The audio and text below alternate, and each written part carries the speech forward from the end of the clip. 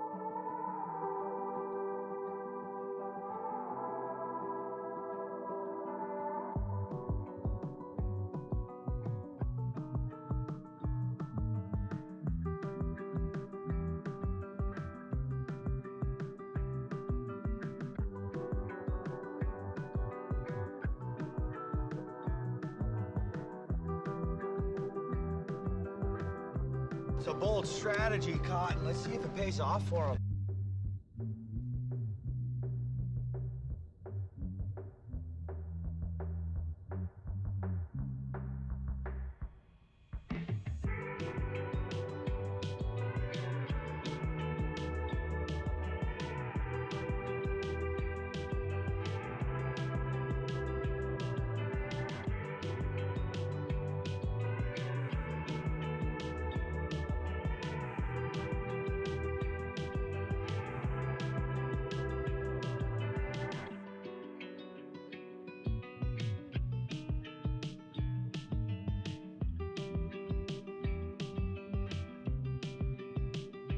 Illegal.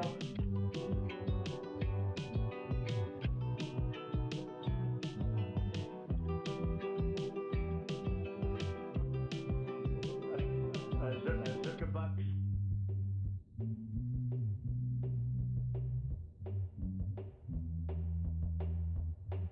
He looks good, and he looks hard. Jesus, I say that.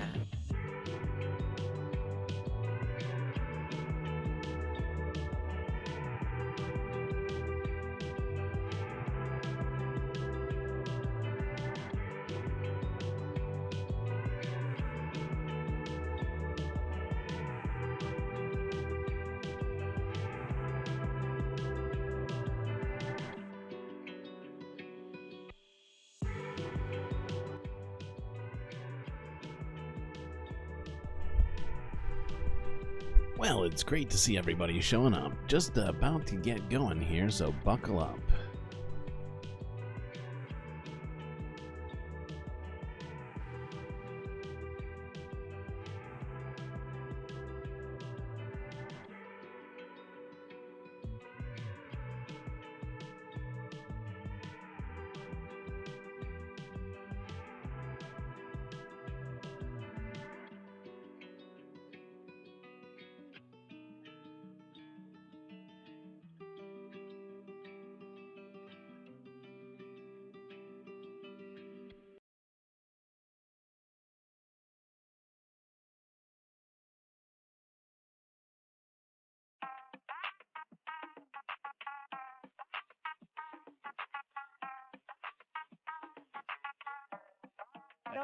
Don't be creepy.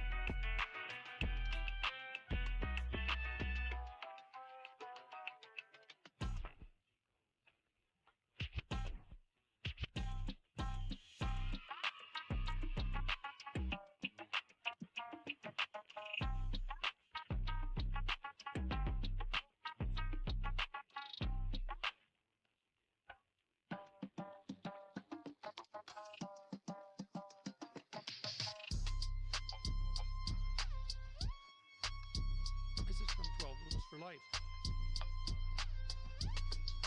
This is from 12 Rules for Life.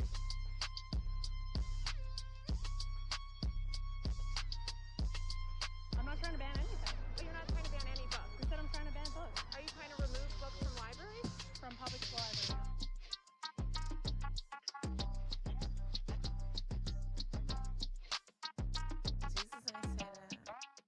Jesus, I say that.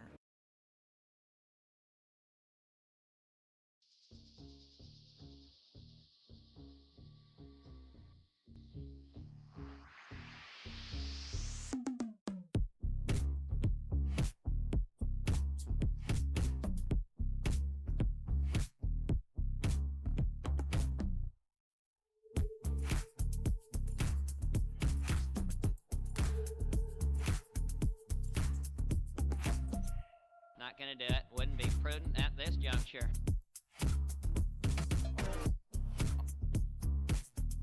Aren't I a good guy?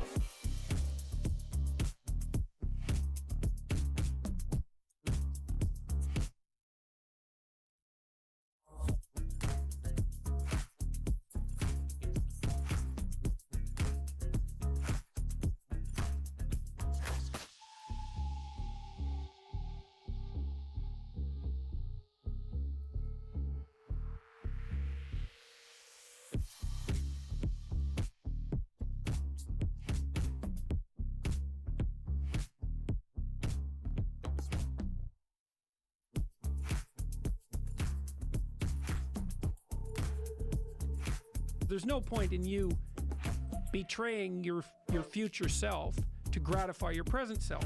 It's a stupid game.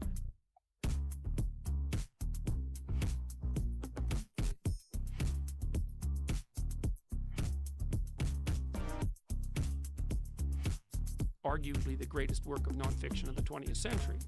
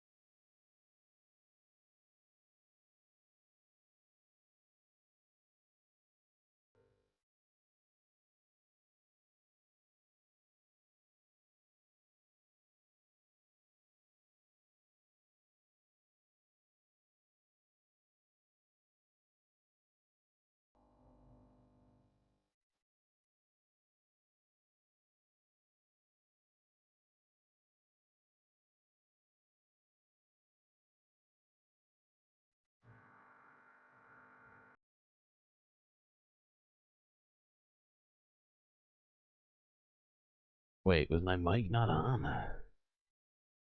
Oh god. Is that 2 days in a row? How many days is that in a row? I've done that to myself. Is this true, Schmegley? You can't hear my voice.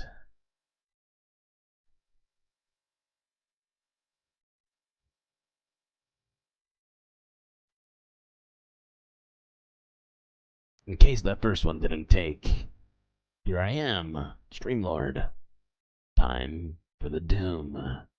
You, me, together, perhaps we can conquer it. So accompany me on this journey into the abyss.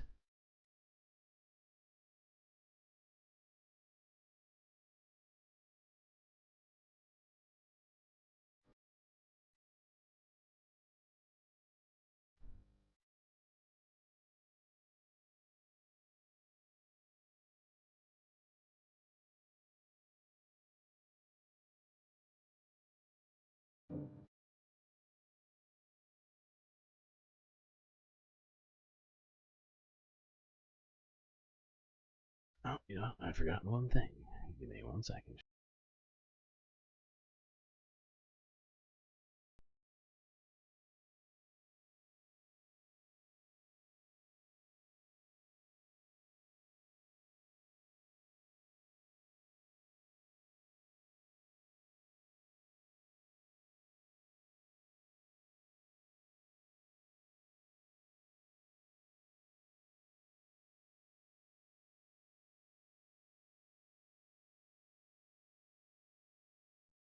Okay, I'm back, ready to start, and as I've been doing lately, trying to start off and end the streams with a little bit of comedy, a little bit of fun, just to spice it up. It is Sunday FUNDAY after all, so hopefully we can attain even more fun than usual.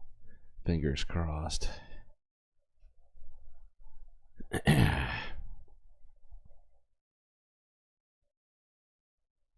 I'm glad you like the chill vibes.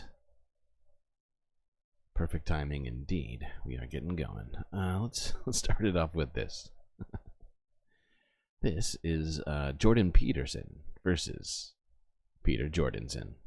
I bloody love bread pudding with caramel and ice cream, which is quite delicious. Put salt on it and throw it in the dehydrator, so that works pretty well. Yeah. Cook that up, cut it into small pieces and fry it up till it's crispy. It's like when I carry beef jerky with me, which we make, I'm going to add mushrooms next because maybe I could eat them. Yep. So, part of the reason that I wrote this book, and it's a brilliant book, arguably the greatest work of nonfiction of the 20th century. Oh my God. It's in the top 10 anyways. This is 12, excuse me. This is from 12 Rules for Life. Rule 4 is compare yourself to who someone else is today. So imagine, this is from 12 Rules for Life. That's not so good. Why not? Really, do we need an explanation for that? Well, what do you mean by that? First of all, poorly written at best and showed a very poor grasp of life. Second of all, you don't know what the hell you're talking about. Don't just know what the hell you're talking about. What makes you think you just don't hate the successful? The problem is that it's envy. Well, guess what? I've had 3 affairs in the last year and they've all been successful. I haven't got caught. Aren't I a good guy? They were usually extremely attractive. They were extremely intelligent. They were extremely driven. It's like, cool, I mean, a lot of these opportunities come. I've had opportunities that are coming at me at a rate that doesn't allow me to think them through as much as I could optimally. What the hell? It's not okay. Really, it's appalling. Rules for Life. It's appalling. Why? First of all, there's a noble way of being that allows you to exist properly despite that, and also not to make it worse. There's no point in you betraying your future self to gratify your present self. It's a stupid game. Second of all, that's what you... You're right. I do owe you a bacula. Totally right. I think you're over 10 now, it looks like. Where are we at? Yeah, 16. Oh, wow. Almost up to Captain Benjamin Sisko. All right, let's get Mr. Bacula.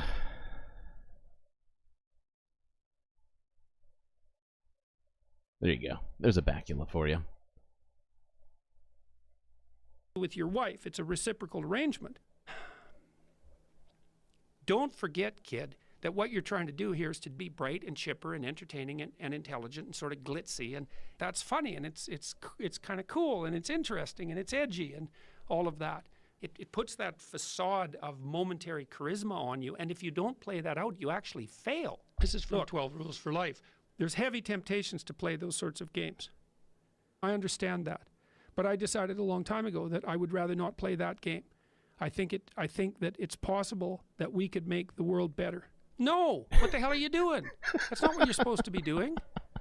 You know, I was tempted to clip like every single thing that he said during this interview. As you can tell, I restrained myself slightly, but I could barely hold myself back while clipping this.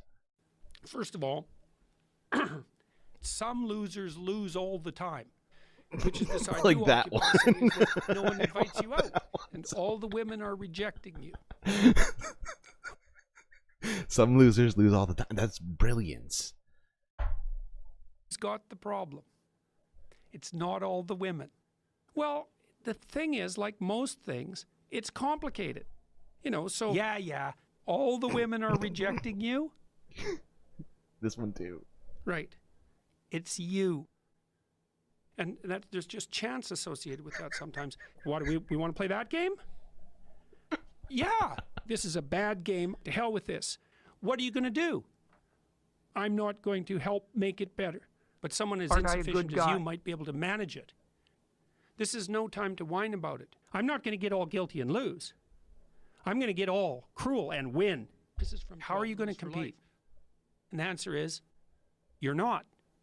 You have to accept the fact that you're not in very good shape. The goal that you could attain isn't very glorious. You know, your persona doesn't shout intellectual. Screw you. Every night you go home and congratulate yourself on what a genius you are. You're a dimwit. You're not a genius. It's like, you should feel good about who you are. It's like, no, you shouldn't. Why should you feel good about who you are? Well, look, I've been doing some working out, but not a lot. And I've actually gained musculature. God. I'm stronger. I can swim better. And my gums are in perfect shape. Right there. Something impressive to behold. Stop telling lies that you know to be lies. Now, and you have your reasons, you know, terrible parenting, abuse, all of those things. Tough luck for me. But I could lift 50 pounds. No, I don't think so. That's just too much. No, it's not. 50 pounds. It's like, well, do it. We don't need to address that issue. No wonder you don't want to be humiliated. Not gonna do it. Wouldn't be absolute prudent son at of a this bitch. juncture. This is bloody well driving me crazy. That's really entertaining. Yeah. Okay. Hope everybody enjoyed that. You know, somewhat comedic precipice of our stream today. It's the wrong word. I'm disappointed in myself. I can't think of words right now. Haven't had enough caffeine yet. Hold on, Jan. Give me a second. Okay, that's gonna help. Okay. What is next? Oh, right. Okay, so straight into doomerific, kind of. Not quite. The beginning is not too doomerific, if I'm being honest. We're doing okay early on in this stream here. But there's a little bit. Okay.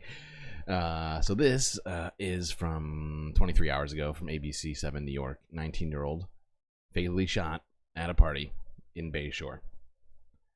Another stream. Another gun death. Unnecessary. It was supposed to be a fun night. It turned into a nightmare. A 19-year-old shot and killed while at a party with friends in Bayshore. Tonight, police search for whoever pulled the trigger as his family mourns such a sudden and tragic loss. Eyewitness News reporter Janice Hughes spoke to the victim's brother. At just 19 years old, Sean Mills had big dreams. His room filled with past accomplishments and future goals. One of his older brothers, James, says he was well on his way. What he really wanted to do was become like, a fighter, because he was good at fighting, and that's what he wanted to do. Like, he was training in a MMA style. But those dreams were cut short Friday here on Ackerson Boulevard in Bay Shore. His family tells us he went to a house party, but shortly after arriving, Sean was shot in the head and later died at the hospital. Jesus. Suffolk County Police say a 17-year-old was also shot, but she has non-life-threatening injuries. Police have not yet arrested anyone. I don't know how people like that are still walking around doing all these heinous, crazy acts, yo. I agree. Why are they walking around doing all these crazy, heinous acts? This young man is on point. Okay. Well, just trying to keep track of all the gun deaths in America. I'm pretty sure we're only scratching the surface. I'm just finding the videos that I'm finding. But another one. I feel like DJ Khaled for tragedies at this point. And another one. I feel like I'm taking crazy pills.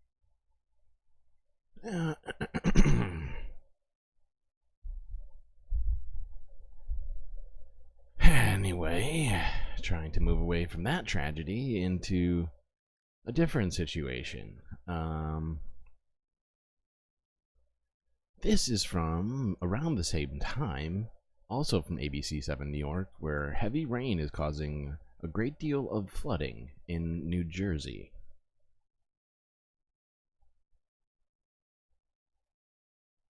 New Jersey now, where several communities are underwater tonight. The Bergen County borough of Lodi, the Saddle River cresting right now, nearly at moderate flood stage. Several streets are still flooded at this hour. It is cautious driving for people behind the wheel. Eyewitness News reporter Anthony Carlo is on the flooded streets of Lodi tonight. Anthony. Well, that's right, Joe, and there is no driving at this specific portion of Main Street that we're at. You know, this is a tiring and exhausting situation, not only for the people who live here along the Saddle River in Lodi, but also the businesses here. When we got here much earlier today, there was just a little bit of ponding under that overpass down the road here on Main Street. But as you can see, those waters have crept all the way down practically to where our cameras are. And though there is plenty of flooding in sight, there is no apparent end. So, I think this is like the third flood we've seen in New Jersey alone in the last month. Maybe it's the second. It's like number 2 or 3. It's craziness. It's not even really spring yet. The gurgling of the Saddle River was just about the only thing you could hear by nightfall in Lodi, aside from the whipping winds. Flares were out to warn drivers of the flood. If you can't see that, then you're pretty blind. That so often swallows up Main Street after a rainstorm, killing business and making for a quiet Saturday night at Taqueria DNK. People is coming sometimes from New York, they say Hackensack, so when they see the street closed, so they don't come. Sometimes we have to close because it's, dangerous. This video from a past storm shows how bad flooding can get in the restaurant's parking lot. Saturday afternoon, water bubbled from the ground, backed up in storm drains. And it's getting worse and worse every time it rains. I mean, 4 or 5 floods in 4 months. We can't take. Okay, so I was kind of right. It said 4 or 5 floods in the last few months. Yeah. This shit is nuts. Oh God. The mayor of Lodi says partly because of 2 outfall pipes 4 feet under the Saddle River that are not properly working. Until we get that federal relief to do something with this river, we're in trouble. The trouble started with torrential rain, standing water slowly creeping up Main Street, bringing out emergency crews and residents like Merle to move her car. We lost 2 cars. Every time that it rains, we have to be, on the watch, looking at the windows, so we have to move the cars. Away from the Saddle River, way before it crested at 8 p.m., the flooding overtaking the Boys and Girls Club's parking lot. But the people of Lodi never far enough away from the headaches. Okay. Yeah, I mean, New Jersey, I think we looked at a map of it on one of these streams where we were talking about the flooding, but there are just, streams and what are they called? Like estuaries and sort of branch off of the main river. I think it's shit. Is it the Schuylkill? No. No, it's Pennsylvania. I can't remember the name of the river, but the point is is it quiet? Wait, is it really quiet? Your volume is maxed and it's quiet for you? Hold on. I'll make it louder. I will make it louder. Thank you for letting me know.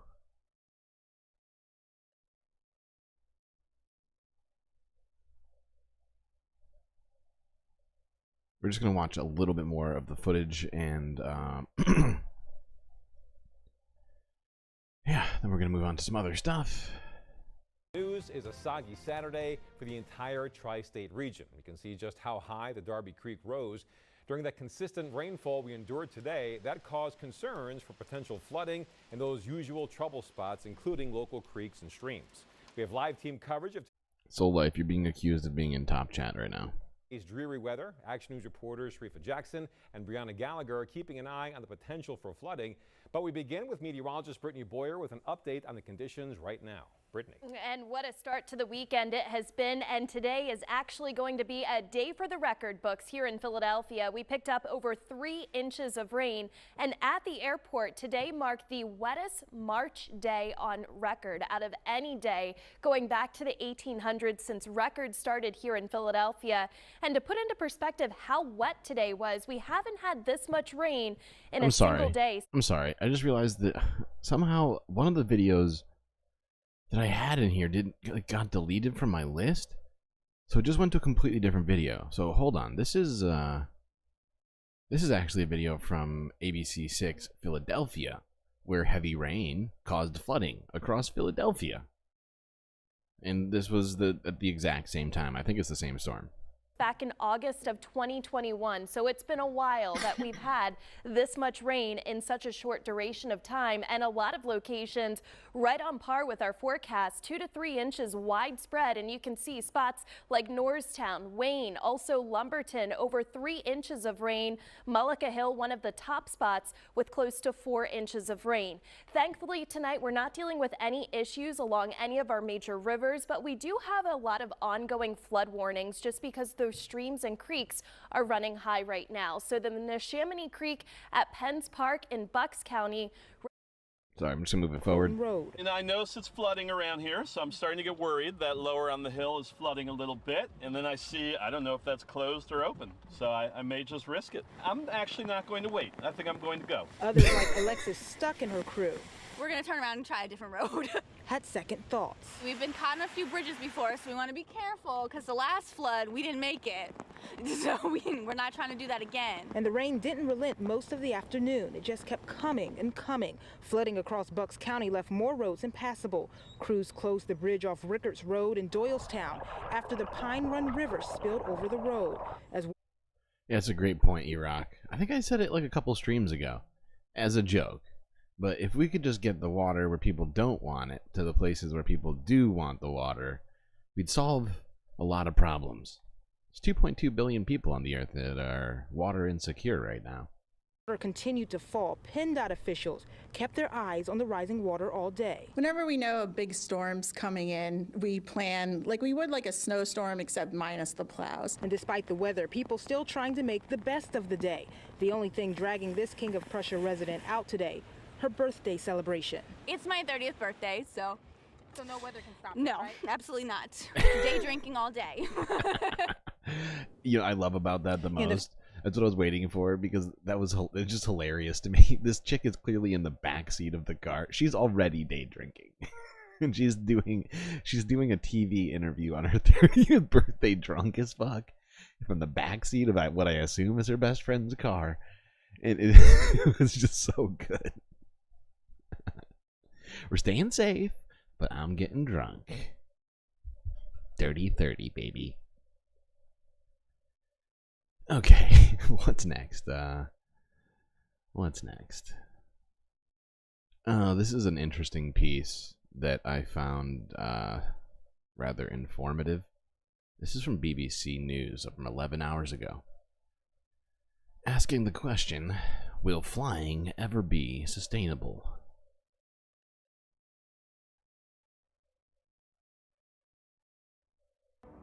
Making aviation green is a huge challenge. Flying is such a big part of our lives, and we have to balance that with the fact that it contributes hugely to global warming. We've left it a long time. We've now got a very short window within which we need to get emissions from this sector down to near. I think Disco Wolf don't want no scrubs. That's what I'm picking up on. Zero. We need to be throwing everything at this problem that we can think of. There are two big reasons why aviation presents a unique challenge in terms of climate change. The first is that more and more people are flying, and the second is that flying remains almost totally dependent on fossil fuels. We haven't got green technologies available yet for the aviation sector. And that's... Back 5 seconds. Oh. Okay, if you heard her, I mean, if you didn't hear her, what she's saying is that there are no viable alternatives to combustion engines as it comes to aviation. Up to the point of making this video, the alternatives are effectively ineffective and or more.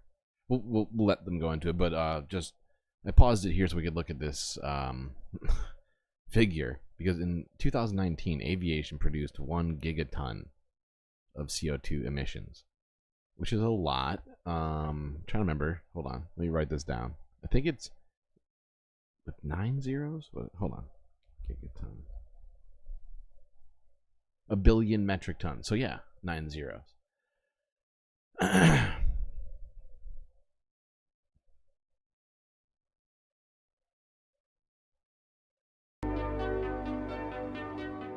And that's roughly equivalent to the total emissions from the UK and Germany combined. In 2019, airlines carried around 4.5 billion passengers on flight, and we're really expecting that to grow.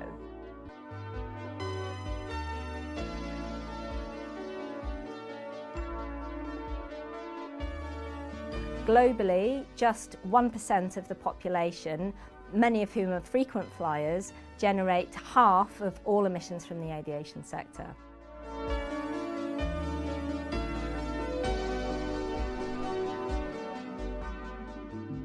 There is no silver bullet to get aviation to become green, but rather a whole set of different options, each with pros and cons. Winglets are vertical-looking extensions that we've added at the end of the wings, and what they do is to increase the efficiency of the wings. These winglets were inspired by birds, and we are currently looking at much more features from bird wings and bird flight and incorporating them into our aircraft. The aviation industry is really good at making itself more efficient through a mixture of improving technology and learning. To the detriment of people to some degree right now, especially with companies like Boeing just throwing planes into the sky. To fly the aircraft more efficiently. If you look at history, we are improving the efficiency of our aircraft at about 2% per year. That is definitely very little, and it cannot continue forever, so we definitely need to change our aircraft fuels. Jet engines at the moment run on fuel made from fossil fuels, so it's really important that we find ways to replace that in aircraft. Biofuels are a form of fuel which is made from plant-based materials. The one possible example is vegetable oil, which exists in very large quantities. Which we're just going to skip over because it's a terrible plan. It would take up half of our arable land to do it. Is scrubbing the carbon dioxide from the air and putting it through chemical processes that turn it back carbon dioxide from the air and used to grow our food. Sorry, 68%. Another possibility is what we call e-fuels, which is scrubbing the carbon dioxide from the air and putting it through chemical processes that turn it back into jet fuel again. So it turns into a circular process where it's all going into the atmosphere and then coming back out again. One big disadvantage of e-fuels is that they are very expensive, not only in terms of their cost, but also in terms of the energy that they use. Hydrogen is a gas that, if you react it with the oxygen in the air, can release a lot of energy. That makes it potentially a really good aviation fuel, but it's not without its problems. For a start, we can't store it in the current designs of aeroplanes. Secondly, at the moment, about 95% of our hydrogen comes from fossil fuels. Hydrogen is very explosive, which poses serious safety considerations.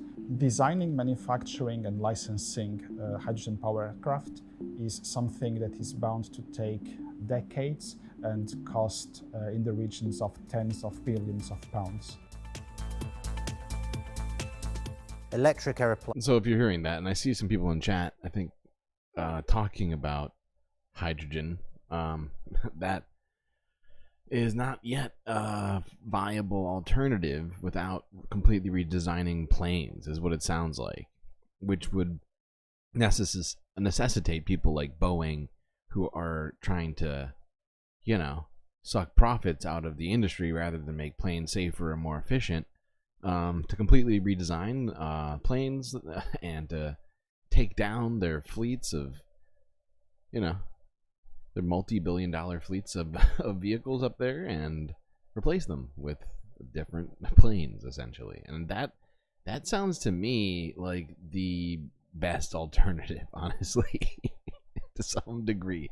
Unfortunately, it only sounds like it because he says just after that I think he said 75% or 85% of hydrogen is currently made by using fossil fuels. So we need another way to create hydrogen before we can really say it's a viable alternative, unfortunately.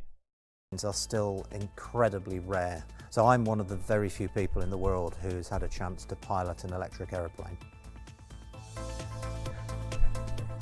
Yeah, don't do Boeing's redesign. Get somebody else to do it. I hear exactly where you're at. Whilst it's possible to make an electric car that works well, if you put those same batteries into an aeroplane, it's simply too heavy to fly.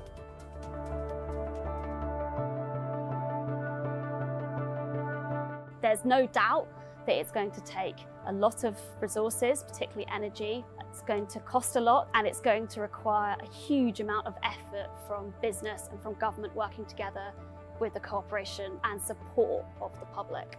It would be great if there was one kind of fix-it-all solution that we could put in place for this sector. Unfortunately, we're going to have to do everything we can think of, and it's all probably going to be quite challenging. A lot of the Okay. Just figured we would look at that because we're constantly looking at the different things that affect climate change. And while air travel is only a piece of global emissions, a gigaton, or I think, what did they say, 3 gigatons? It's a lot. It's still a lot. And so we got to at least be aware of it and be thinking of these sorts of things. Because it's another piece of the puzzle. Staying with technology for a short minute, before we move on to some political related stuff. Did you say he's flying on the wrong side of the sky? You're just saying nonsense things. I feel like I'm taking crazy pills!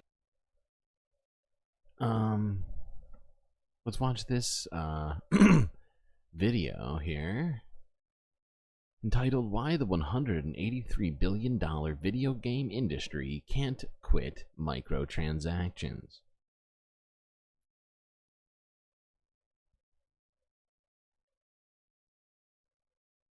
The two biggest video game makers in America now make most of their money not from people buying games, but on subscriptions and spending within those games. In fact, Electronic Arts and Take-Two Interactive both make a staggering 75% of their money from what's called microtransactions. You've seen examples of this revenue generation from top titles like GTA 5, NBA 2K, and Fortnite. They come in the form of battle passes, membership programs, and virtual currencies. This is all happening despite intense backlash from consumers and critics, and as the cost of developing these games reach staggering levels. I just find the trend so tacky and wearisome from toe to tip, but it ain't going anywhere because it sells. In fact, it has been selling. The revenue model conversation has generated so much attention that parties are now trading high-stakes lawsuits over the issue. Epic Games' Fortnite created its own in-game payment system for microtransactions, and that caused Apple to remove the mobile app from the App Store, ending in a lawsuit and several court proceedings. Apple now has to give its users access to rival payment systems and app stores in the year. What's hilarious to me about that situation, because if you look at, I think that happened like a year ago. I mean, well, I think it started before that, but I think the actual verdict came down like a year ago. After that, recently, we were looking at it, Apple has recently been sued for their anti-competitive practices with Apple Pay for basically the exact same reasons that they sued Epic for. Union. There was quite a bit of pushback from especially the very dedicated gaming community, and rightly so in a lot of cases. You know, a lot of those models, the early models, it was tough to get the things you want. So here's how microtransactions and live services took over the video game industry, and why gamers really can't do anything to stop it.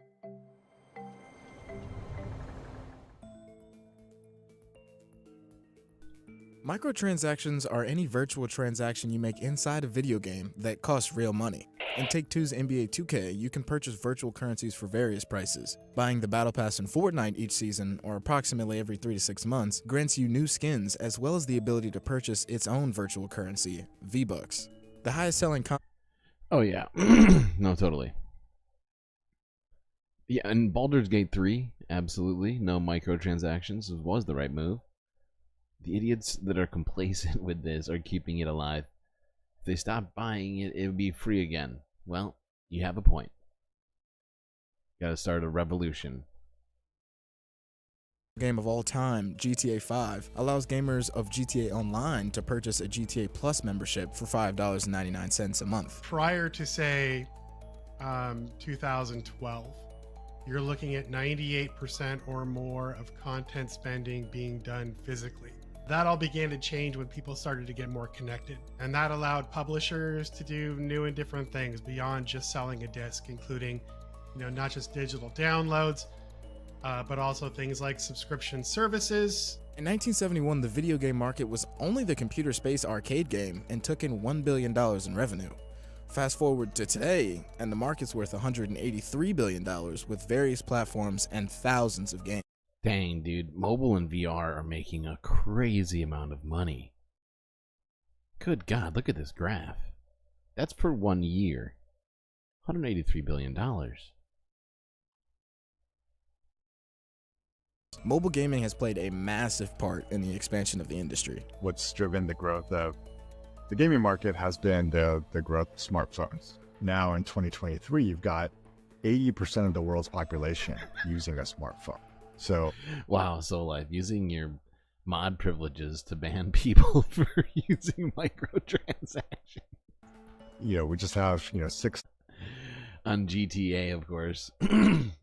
billion plus people with a device that is capable of playing, some kind of game on it. So we're just able to reach so many more people with games today than back in 2007. The live service models within these mobile games are the cash cows, and now the industry leaders want to bring more and more of that model to console and PC gaming.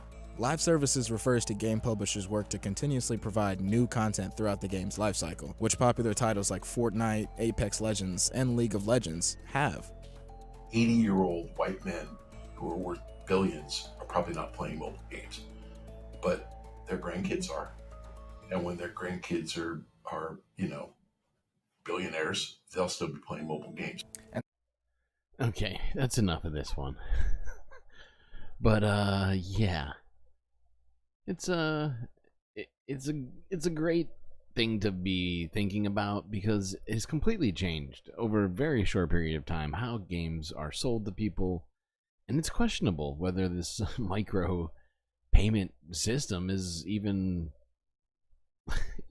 like, I mean, to some degree it's being questioned legally in the courts, right?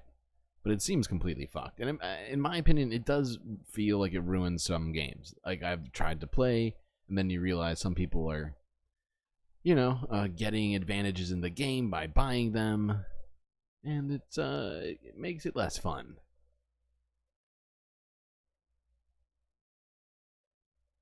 Now we want to ban people for wearing Crocs? My God. It's out of control in here. It's out of control. By the way, I just want to point something out. We've gotten 45 minutes in, no real Doom yet. So I feel like we're kind of living up to Sunday Funday. Won't be that way the whole time. But, you know, for now, things are pretty much... Well, there's been a little bit of Doom. Been a teeny bit of Doom. But also, hey, that was... What was that, like 10 minutes on video gaming just now? Come on. Okay, I'm done. I'm done trying to talk up Sunday Funday into something it might not very well be. Let's go to this next video from 2 hours ago, right before I started streaming. This is a CNN video. If you haven't heard, NBC News has recently hired former RNC chair Ronna McDaniel, who I believe is the daughter of Mitt Romney.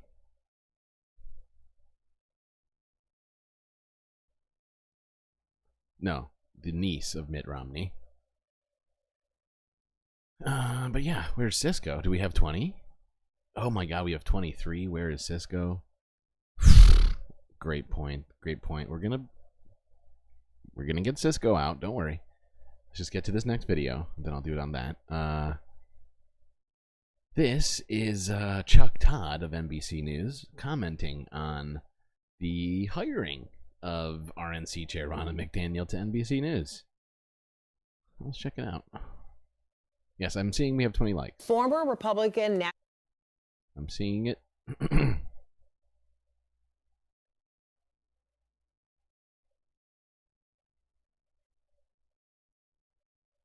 Hold on, before we even start, because you deserve to have as much support as you have earned here. So Cisco, he's in play now. Fully in play.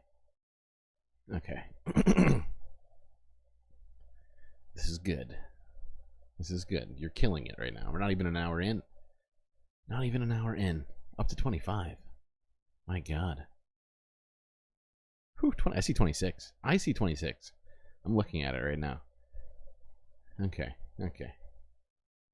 Committee Chair Ronna McDaniel made her first appearance on NBC since being hired by the network as a paid political analyst. And she fielded some tough questions about her time with the RNC. Do you disagree with Trump saying he's going to free those who've been charged? I do not think people who committed violent acts on January 6th should be freed. So you disagree with that? He's been saying that for months. Ronna, why not speak out earlier? Why just speak out about that now? When you're the RNC... Yeah, it's a great question. It's a bold strategy, Cotton. Let's see if it pays off for him. You kind of take one for the whole team, right? Now I get to be a little bit more myself, right? This is what I believe. I don't think violence should be in our political discourse, Republican or Democrat. Meet the Press moderator, Kristen Welker, disclosed at the top of her show that McDaniel scheduled this interview before NBC News announced her hiring.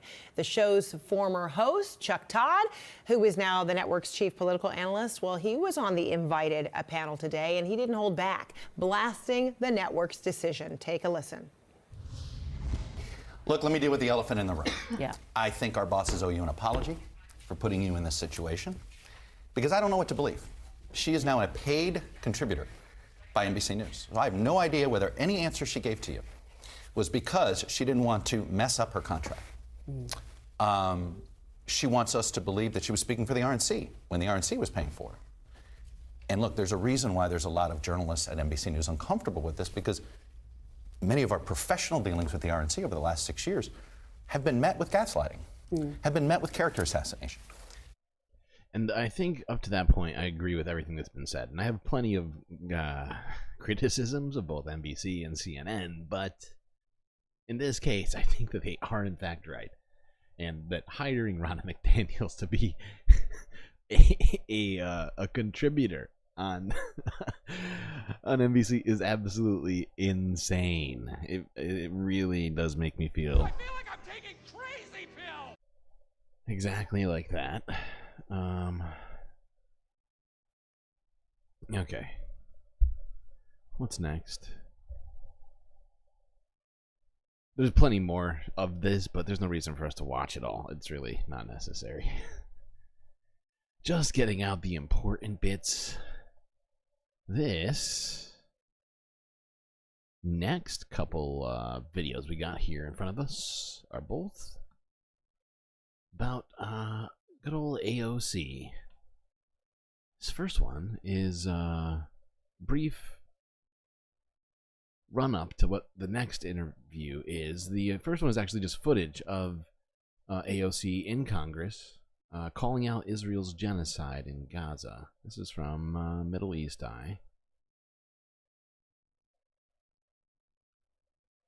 As we speak, in this moment, 1.1 million innocents in Gaza are at famine's door. A famine that is being intentionally precipitated through the blocking of food and global humanitarian assistance by leaders in the Israeli government. This is a mass starvation of people, engineered and orchestrated, following the killing of another 30,000, 70% of whom were women and children killed. There is hardly a single hospital left. And this was all accomplished, much of this accomplished with U.S. resources and weapons.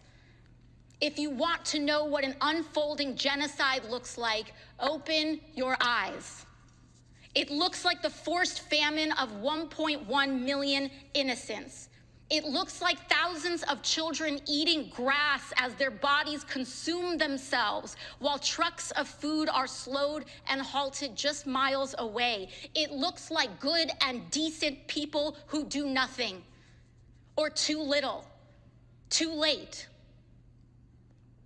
It is against United States law to provide weapons to forces who block United States humanitarian assistance. And that is exactly what is happening right now.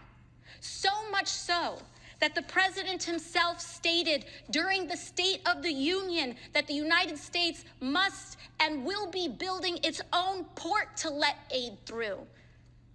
It will be too late.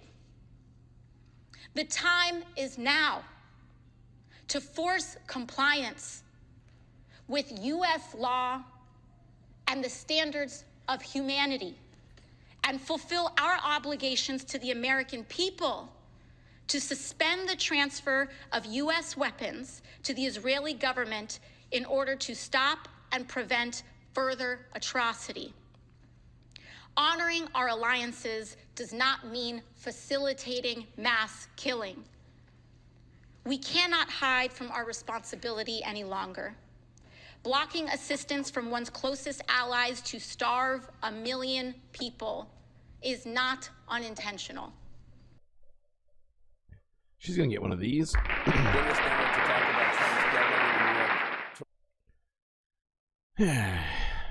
And yes, I agree. Whoever said it in chat, I forget who it was, but I saw it go by. It is ridiculous that opposing genocide is somehow a controversial thing to do.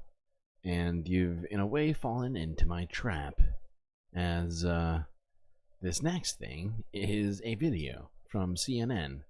How many hours ago now? 6 hours ago? 11 hours ago. 11 hours ago. Entitled, AOC doubles down on calling the situation in Gaza a genocide. The framing of it is already gross, and they haven't said anything. Joining us now to talk about Trump's deadline in New York tomorrow and much more, New York Congresswoman Alexandria Ocasio. It was you, Mafune? Okay. Where do we watch this part? You know, we'll watch part of it, and then I'm going to skip forward to when they actually start talking about, You know what? No, fuck it. Now, hold on. Hold on.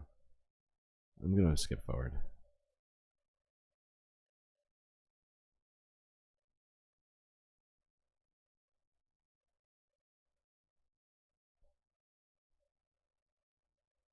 You called on President. Republicans pursue further midterm resignations. But, you know, I think for those of us and for any Democrat inclined, I don't think we do that for free. And I don't think that we do that, you know, out of sympathy for Republicans. And I think that, you know, the realities of governance are there. We want to make sure that that governance continues and that responsible governance continues, and that generally tends to happen under a Democratic majority. You gave a very forceful speech on the House floor Friday about the humanitarian crisis in Gaza. You called on President Biden to cut off U.S. military aid to Israel. I think we have a clip of part of what you said. Let's roll that. If you want to know what an unfolding genocide looks like, open your eyes. It looks like the forced famine of 1.1 million innocents. I don't we want must reality. write our story in this moment of what it means and who we are as Americans. And our story must be not that we were good men who did nothing. Now, clearly, not enough aid is getting in. Clearly, the conditions for Palestinian. She doubled down on describing objective reality. Yep. We were good men who did Pretty nothing. much. Now, clearly, not enough aid is getting in. Clearly, the conditions for the Palestinian people. I can't get us to watch this one part of it because I keep seeing funny stuff in chat. Breaking news: MSM doubles down on being stupid. Clearly, not enough aid is getting in. Clearly, the conditions for the Palestinian people are horrific and much more needs to be done. Genocide is a word that has serious and specific connotations and allegations. It's defined by the intent to destroy in whole or in part a national, ethnic, racial, or religious group.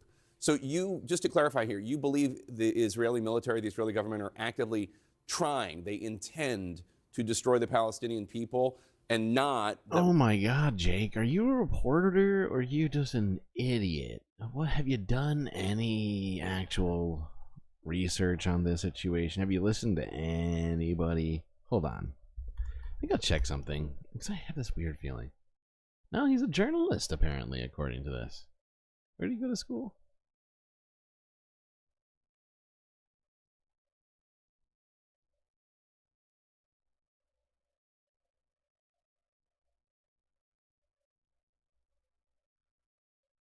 Oh, he didn't go to school for journalism.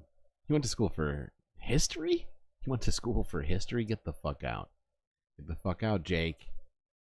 You went to school for history? Have you not read anything yet? What's happening? What's going on? What? Huh? What? Happening is horrible, but it's happening because Israel is going after the terrorists of Hamas who attacked them on October 7th, and Oh my Hamas God. embeds within the civilian population. Are you sure it's not Hamas? Just, you know? And then the civilians are just getting in the way of Hamas, and then... Oh my God, Jake. Well, Jake, you're absolutely right. This word is extremely serious. It's one that's taken with extraordinary gravity.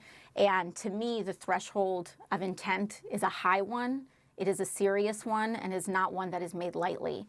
However, when we look at the precipice of what is happening with a forced... By the way, you know what I noticed that I totally somehow just glazed over just now? Is that Jake somehow, as a historian, is unaware of the fact that the UN has declared that Israel is probably committing genocide. Right? Legally speaking. They have declared it. And can't actually confirm it yet because there's not enough evidence due to the fact that they can't get observers on the ground. But that's the literal only thing that's holding them back from just saying it at this point. And it's nuts. You get one person in there observing shit who manages to get back out and tell people what's going on. I'm pretty sure we can just declare it. of 1.1 million Gazans, Blink twice, where Jake. multiple governments NGOs, and even officials. Oh, he did it. He blinked. He blinked twice. Within the United States State Department have stated themselves plainly that the Israeli government and leaders in the Israeli government are intentionally denying, blocking, and slow walking this aid and are precipitating a mass famine. I believe we have crossed the threshold of intent. It is horrific. I think it is extremely clear and it is extremely important that all people understand the difference between people and their governments, Israelis and the Israeli government, Palestinians from Hamas.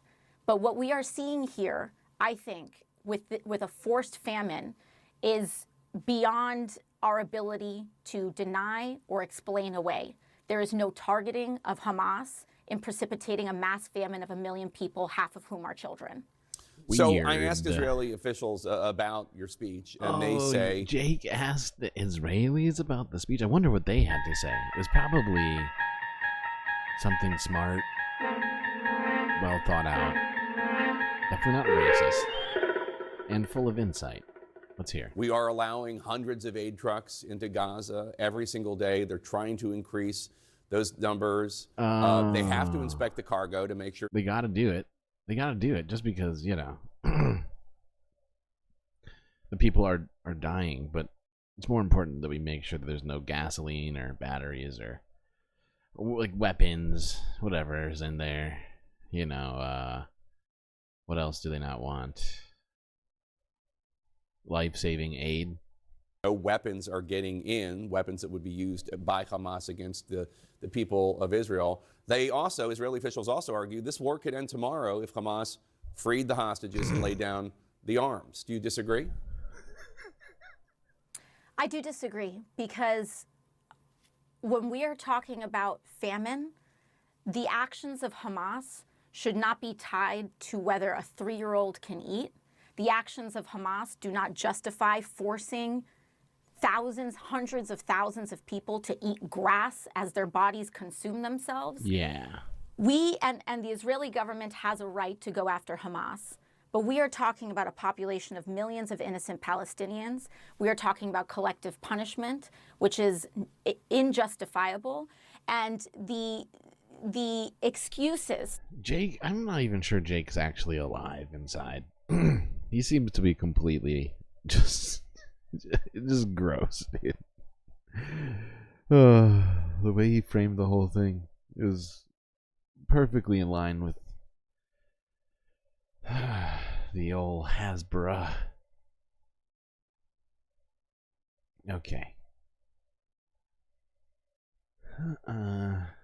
Sticking with some Western stuff, Canada, UK. Then we have a little bit of a break. I wouldn't call it fun, but it's not necessarily not fun, because the way I perceive fun now these days is not genocide. So if we're not staring directly into the eye of the genocide, then it's fun, and I'm having fun. That's what I tell myself every time. You're having fun, Streamlord. Okay. Alright, this next one is from Channel 4 News. Actually, no, Global News, sorry. Brian Mulroney's complicated legacy on indigenous issues. This is a complicated situation, but Brian Mulroney recently passed away and has been in the news quite a lot. We haven't looked at it because I didn't see why we needed to cover it, but this sparked my interest, so let's watch this next video here. No Canadian Prime Minister has an unblemished record on Indigenous issues. That's true for Brian Mulroney. But there's many First Nations, Inuit and Métis who remember him fondly. He was so friendly, so easygoing, made it feel like he was just one of the group, one of the friends around the table. To many Métis, Mulroney is revered for officially recognizing the Red River Métis, and Louis Riel is the founder of Manitoba. But just being recognized meant so much to us, and we never forgot that. But Mulroney's legacy for others is defined by his response to the 1990 Kanesatake resistance, known to many as the Oka Crisis, a 78-day stand.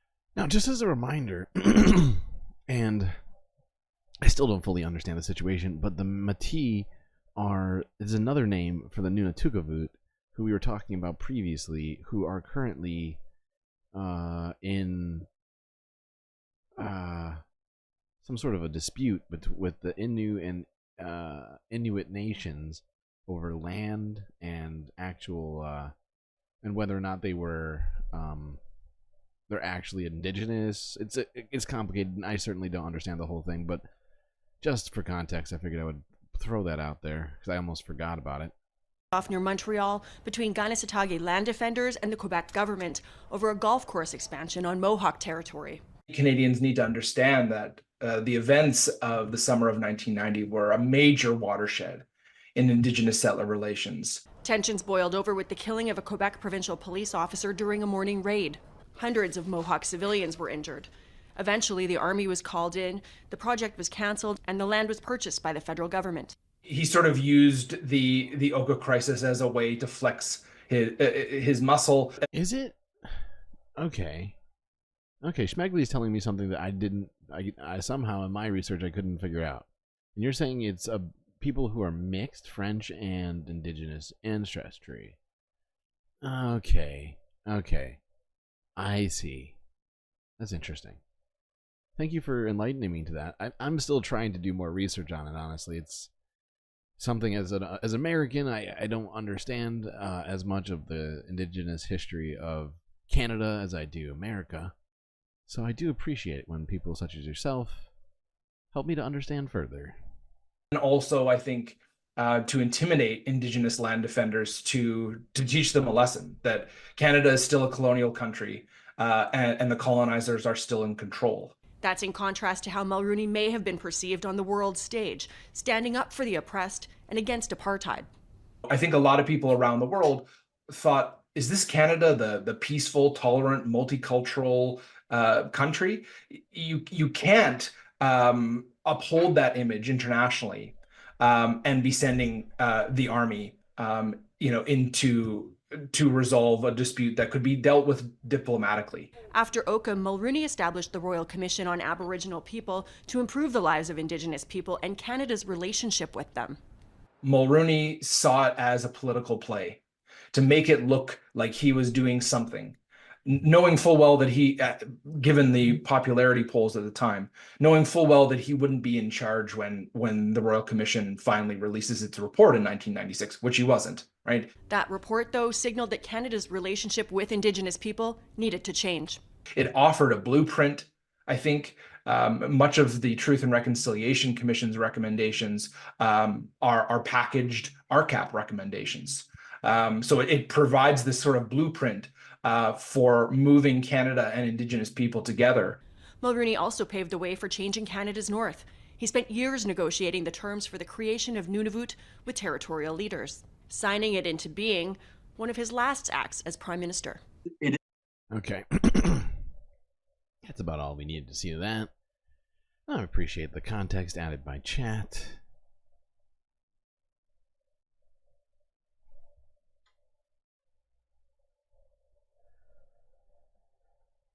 Okay.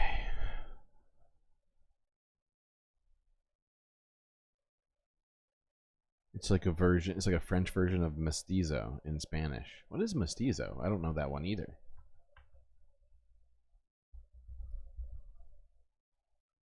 Mestizo is a person of mixed European and indigenous non-European ancestry in the former Spanish Empire. Okay.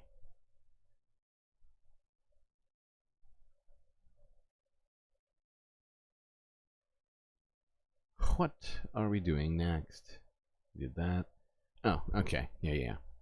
One more before we go into this. I feel like I'm starting to get better at organizing things slightly. By like 10%. Okay.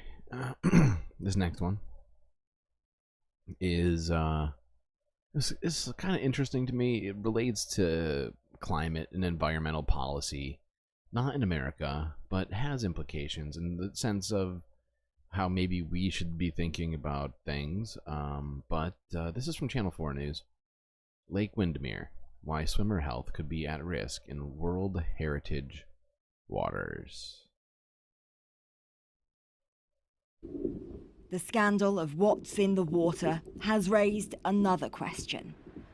How do we know whether and when it's safe to get in?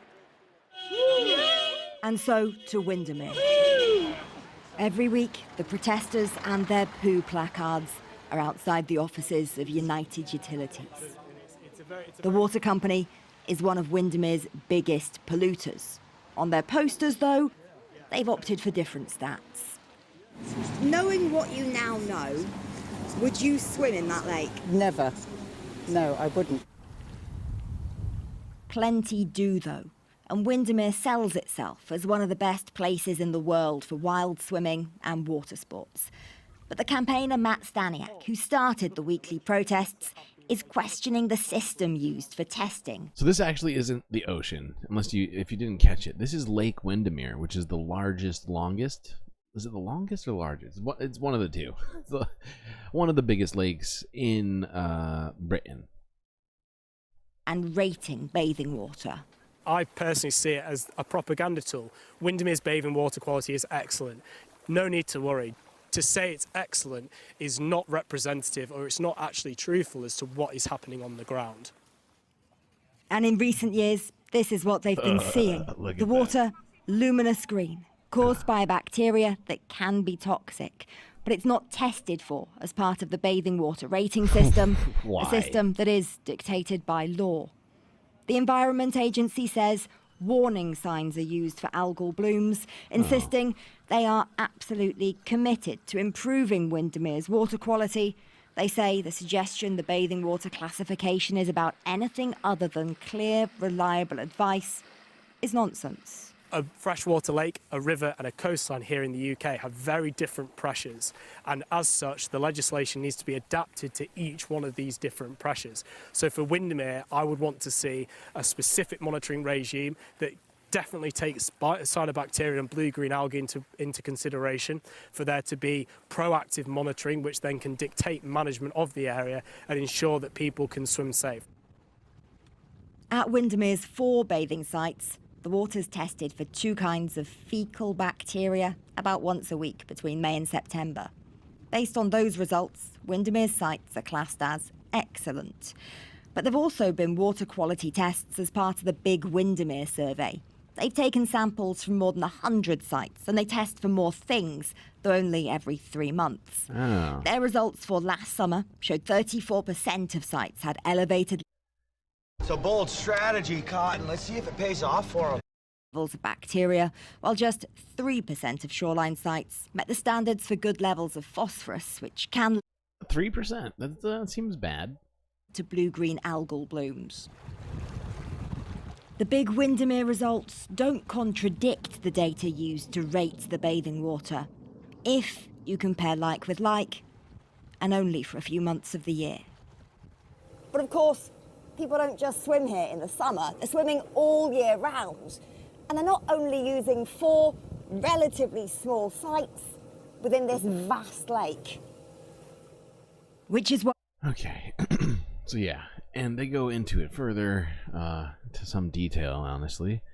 But basically, wrapping it up, I just think that it's important for us to be considering what it is that our own environmental protection agency in America, and I can't remember the name of it in Canada, but wherever you are, you know, like what it is that they're doing to make sure that people are safe and protected, that the environment isn't being abused, and the people are actually aware of what's going on. You know, I think that might be one of the most important parts of it, right? Is at least keeping the communities aware of what's going on, so they can either, you know, have choices and other things to make at the very, very least.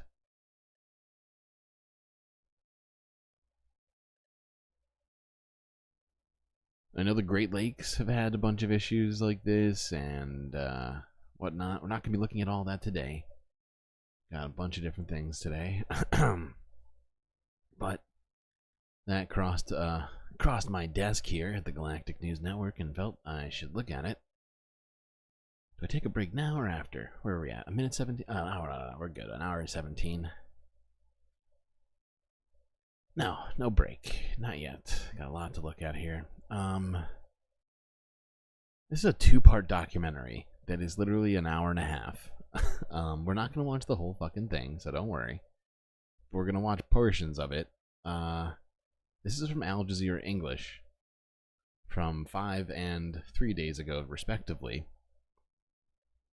on how evangelical Christians influence U.S. foreign policy.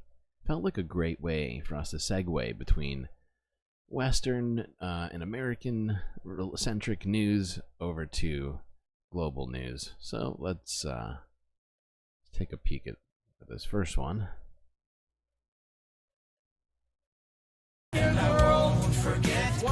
Oh, god damn it. It's all the way at the go to the beginning, please.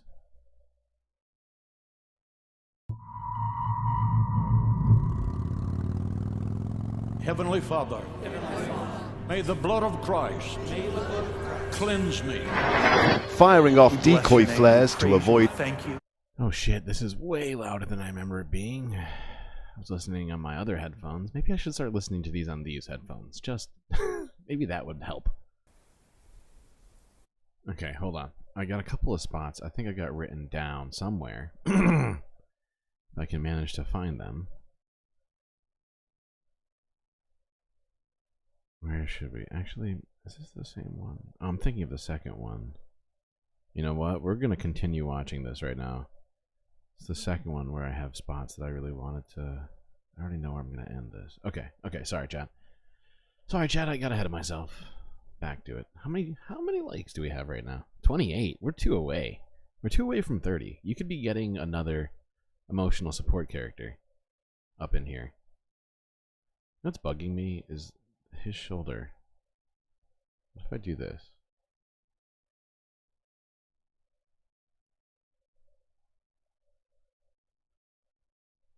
Yeah, that looks better. I like that. I don't know about you, chat, but like half of his shoulder was cutting off and it was bugging me. Did you hear that, chat? There will be no peace in the Middle East until Jesus Christ returns. That sort of premise genuinely makes it so that there will never be peace in the Middle East, right? To have people. And it goes into it further in here, but you know, there are political leaders listening to these sorts of people, right? This guy has a huge congregation. I don't know how big, for instance, Robert Jeffries. Let's look. I don't have it. Hold on.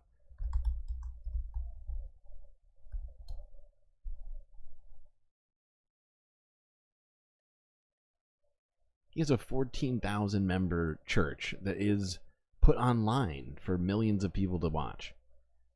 What's this guy's name again? I think he puts it here, right? No? Damn it. I don't know who this guy is, but he's clearly a representative. I think he's... I want to say he's not South Carolina, North Carolina? Or like Virginia? But yeah, you heard him just now. He says, well, I believe they're following the scriptures, and we should all follow the scriptures, including myself, essentially. And... essentially making the law the Bible, making the Bible the law, and it's craziness. Thank you BCAT on the case.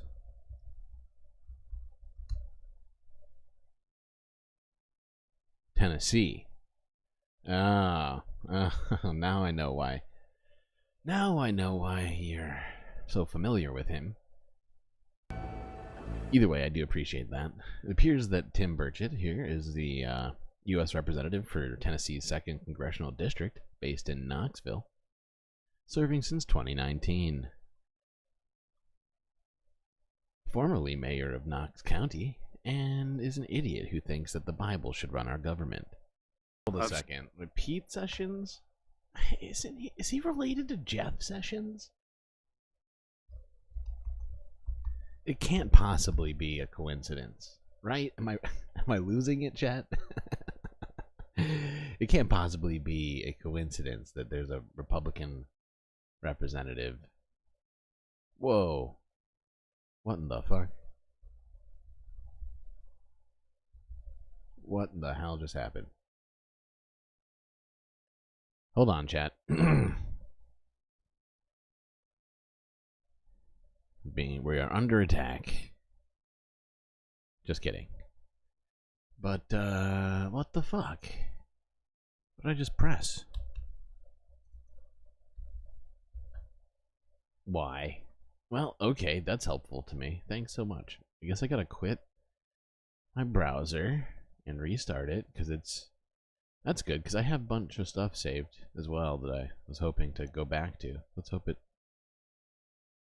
that doesn't completely ruin all my plans. For fuck's sake. Here. Enjoy this music while I figure this shit out. Hold on a second. It's gonna take me a minute.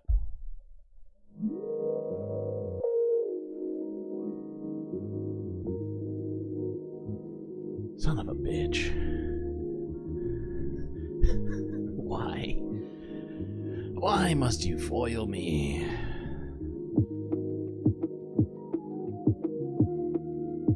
Please give me the same windows. Yes. Good job. Really good job. Okay.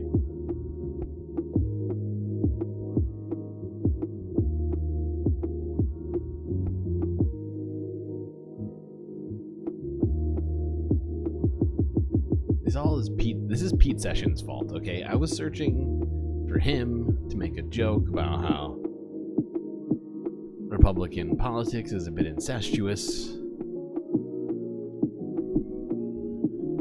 I foiled my own petard. Foiled by my own petard, I say. Let's try this again. There we go, Pete Sessions.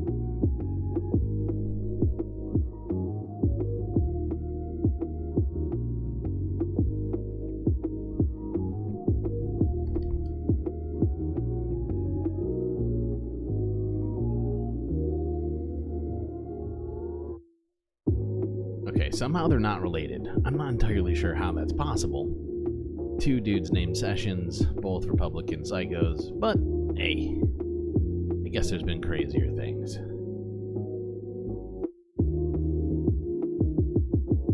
Okay, what am I doing? What am I doing?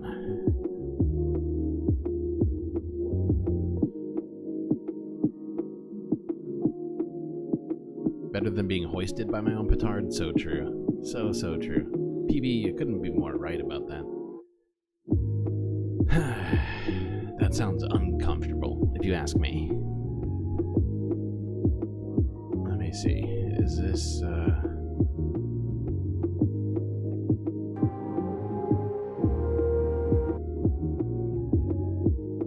Okay. That all looks right. That was so annoying. But it looks like everything is back to normal. Alright, I'm gonna turn the music back off. And try and get back to the stream.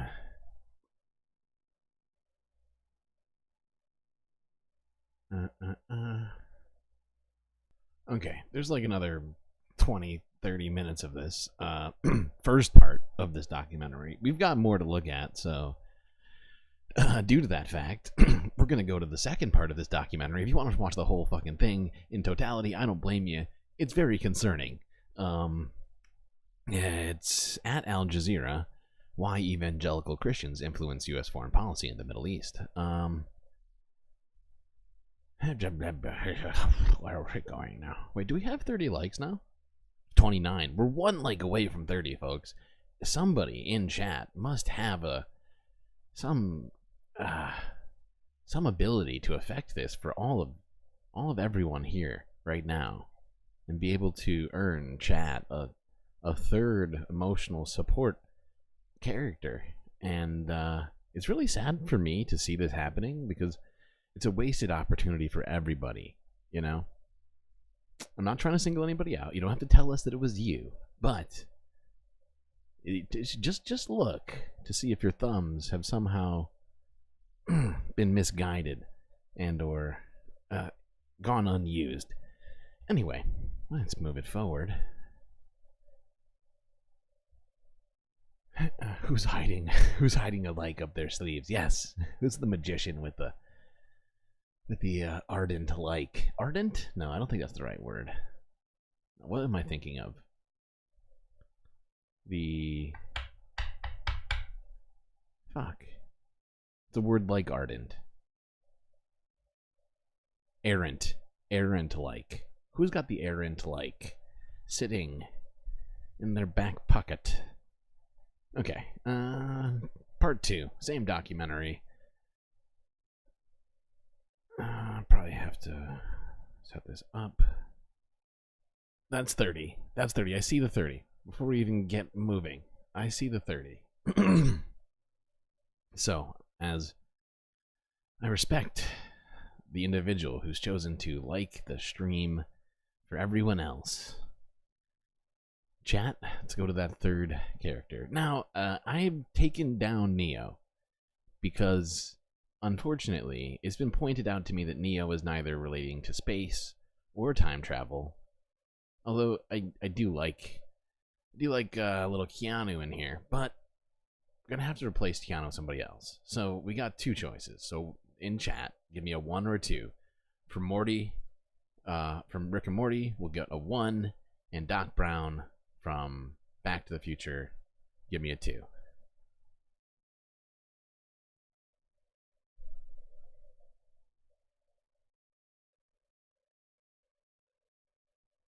Wow, Jesus thinks that Hagee is a wolf. I'm actually likely to agree with Jesus in this case. It's weird. Weird.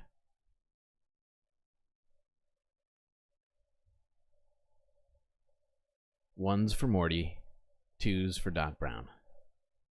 1's for Morty, 2's for Doc Brown. I got a 3 for Neo. You want me to bring back Neo, my dogs? It was a point of contention, which has made me rethink it all. You know, I understand, I feel you, and I appreciate you deciding to basically do rank choice voting. Oh, it's tied right now. Oh, Doc Brown. More 3s for Neo. Ernest Borgnine.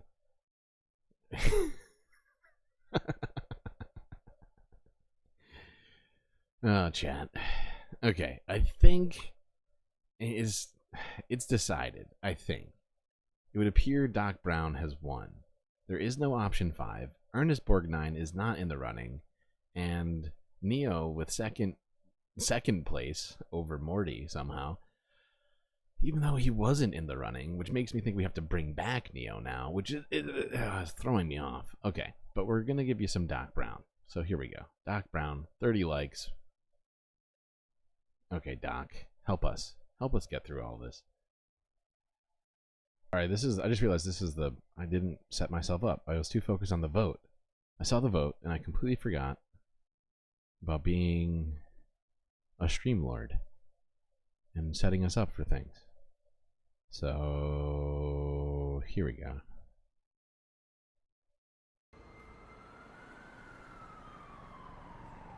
I've done it.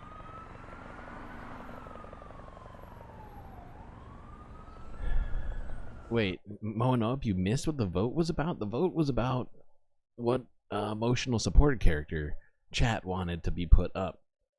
And because Neo was pointed out to me as neither space related nor time travel related, did not fit our theme. So we got Doc Brown or Morty.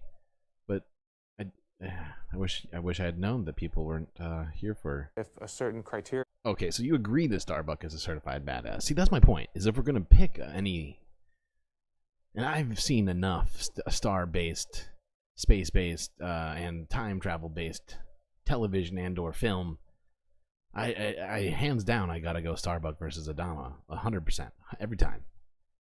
And I'm glad you see my point. That's all I was getting at. So if we're gonna put somebody up, it's gonna be Starbuck. I'm also thinking maybe what's his name from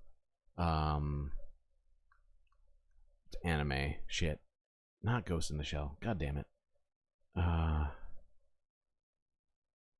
my god, Cowboy Bebop. What's his name? The main character. No. Ah, fuck. I can't think of it right now. My brain is broken. Thinking too much news. Can't think of references at all. But I think maybe he would come into some sort of... Might be helpful. Anyways, back to Jesus. Met in terms of the chosen people of Judah. Boat? Pretty sure that's completely earth and temporally locked. Moving it forward. Oh. This. Tell you that I believe. This shit right here.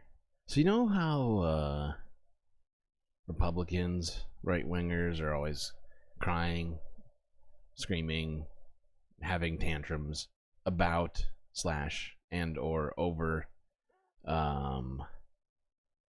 the existence of people such as trans people, LGBT in general, pretty much anybody that's not a Christian. Well, and they're always talking about, you know, like grooming and like stop indoctrinating the kids. Well, this is from the same documentary, about 10 minutes forward, where we can see some real life grooming. But in this case, it's grooming to be a Christian nationalist. Enough of this documentary. I think we really wrung this one dry. There's still like probably a good hour plus of it, but I'll leave it up to you if you want to go watch the rest of that and be forced to endure that torture alone. Up to you, of course.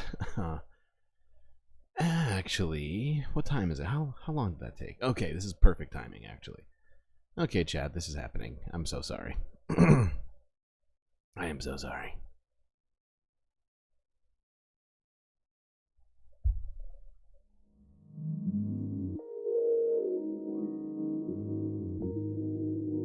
Well, I hope everybody has been having a great weekend, and this here Sunday FUNDAY.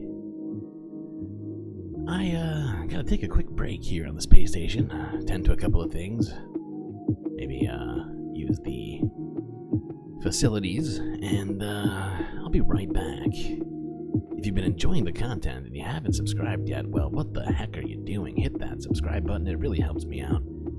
And since I'm not yet monetized on YouTube, do consider subscribing to my Patreon, as it's the only way that this stream can exist. Not over yet, Soul Life. Just taking intermission. And just so you know, for a few dollars on Patreon, you get all sorts of Galactic benefits. Hang out with me here by the Galactic pool by adding a picture of yourself or an emoji of your choice to the set. Shoutouts, exclusive content, and more. Aside from being an incredibly galactic individual. I'll be right back.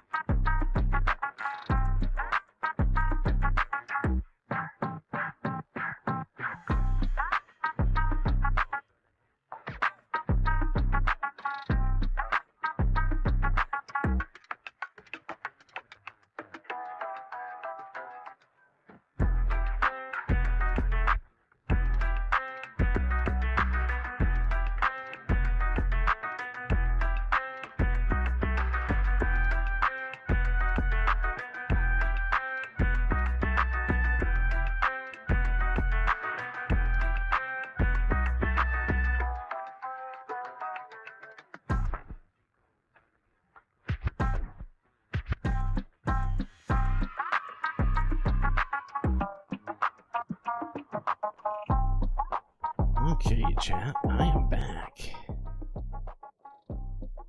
Sorry for the delay.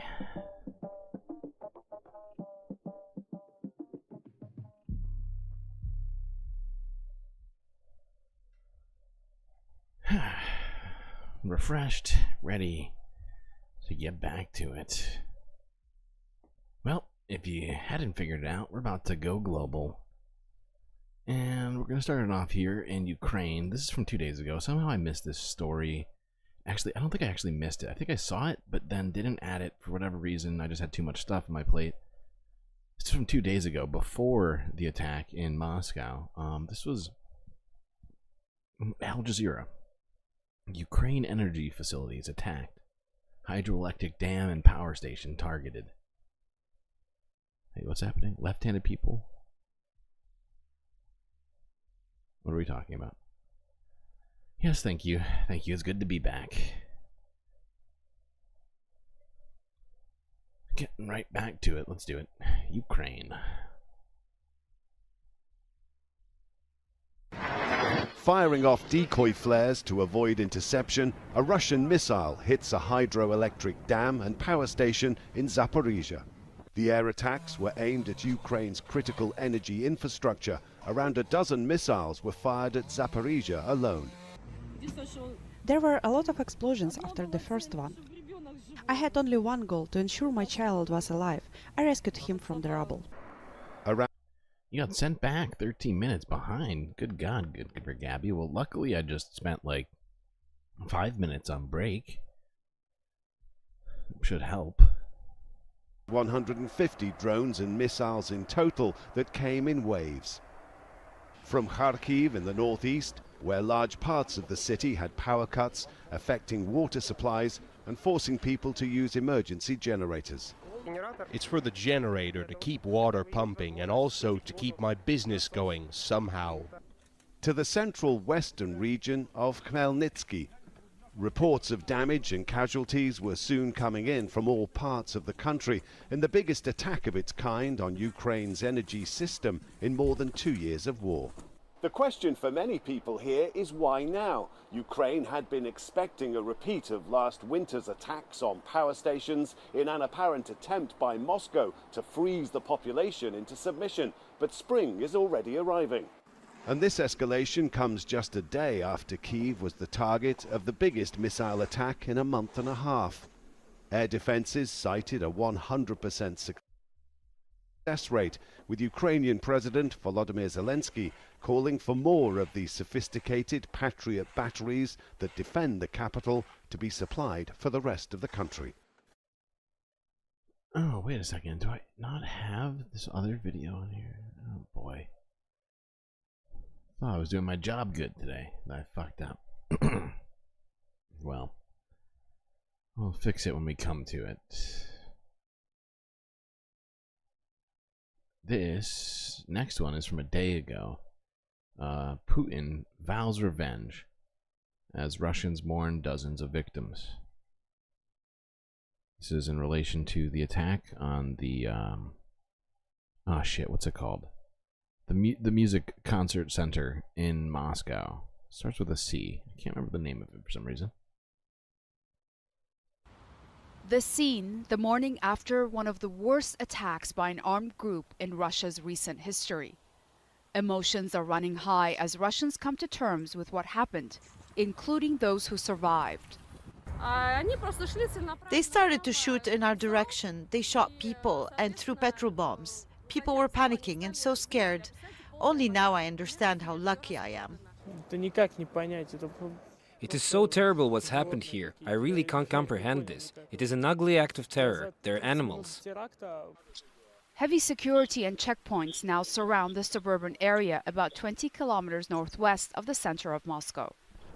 People have been coming here all day to pay tribute to those who lost their lives in what officials call a terrible tragedy.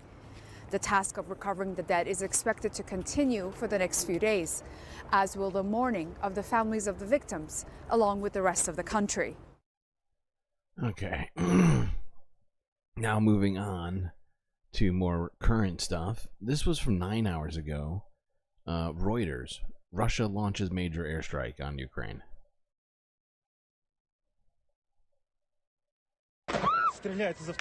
There was no mistaking the sound of gunfire, nor the chaos created from it. This eyewitness watched it all unfold as he scrambled Crocus Hall. Thank you, PB. I appreciate that. from his seat in the balcony. They're firing machine guns. They're shooting into the crowd, he said. And to mask their escape, the attackers set fire to the building. It was the deadliest terrorist attack in Moscow in over 2 decades. Despite the war in Ukraine, Muscovites have lived in relative peace. I'm a grizzled old journalist, and I'm shocked and, discombobulated by it very much. And I think average Russians are. And I think that this peacetime veneer that we've been living in for the past couple of years will be over now. The U.S. and Canada had warned its citizens 2 weeks ago extremists were planning an attack. Earlier this week, Vladimir Putin dismissed the warnings from the West as a means to destabilize Russia. Russian state TV is airing interrogation video of the alleged gunmen, who they say were hired for the attack.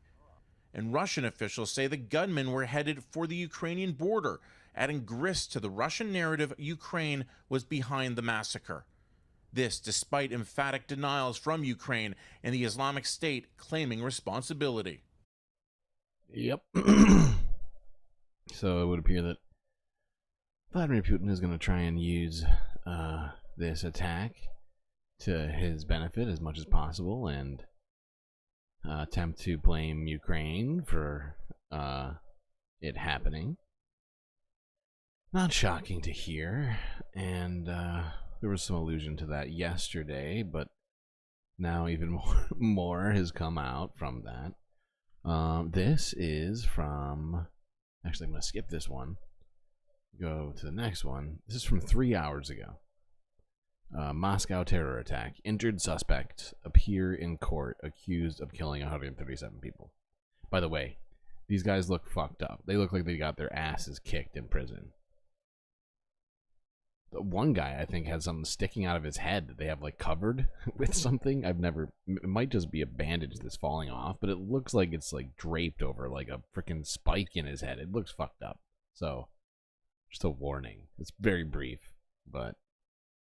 there we go. Air raid sirens sounded in Kyiv after a wave of Russian missile strikes against Ukraine on Sunday. Residents made their way into subway stations to seek shelter. Kyiv said the airstrikes struck critical infrastructure in western Ukraine and that air defenses destroyed about a dozen missiles over the capital. One Russian cruise missile briefly flew about a mile into Polish airspace and stayed there for 39 seconds, according to Poland's defense minister. Russia has been pounding Ukraine for days in attacks portrayed by Moscow as revenge for Ukrainian attacks carried out during Russia's presidential election.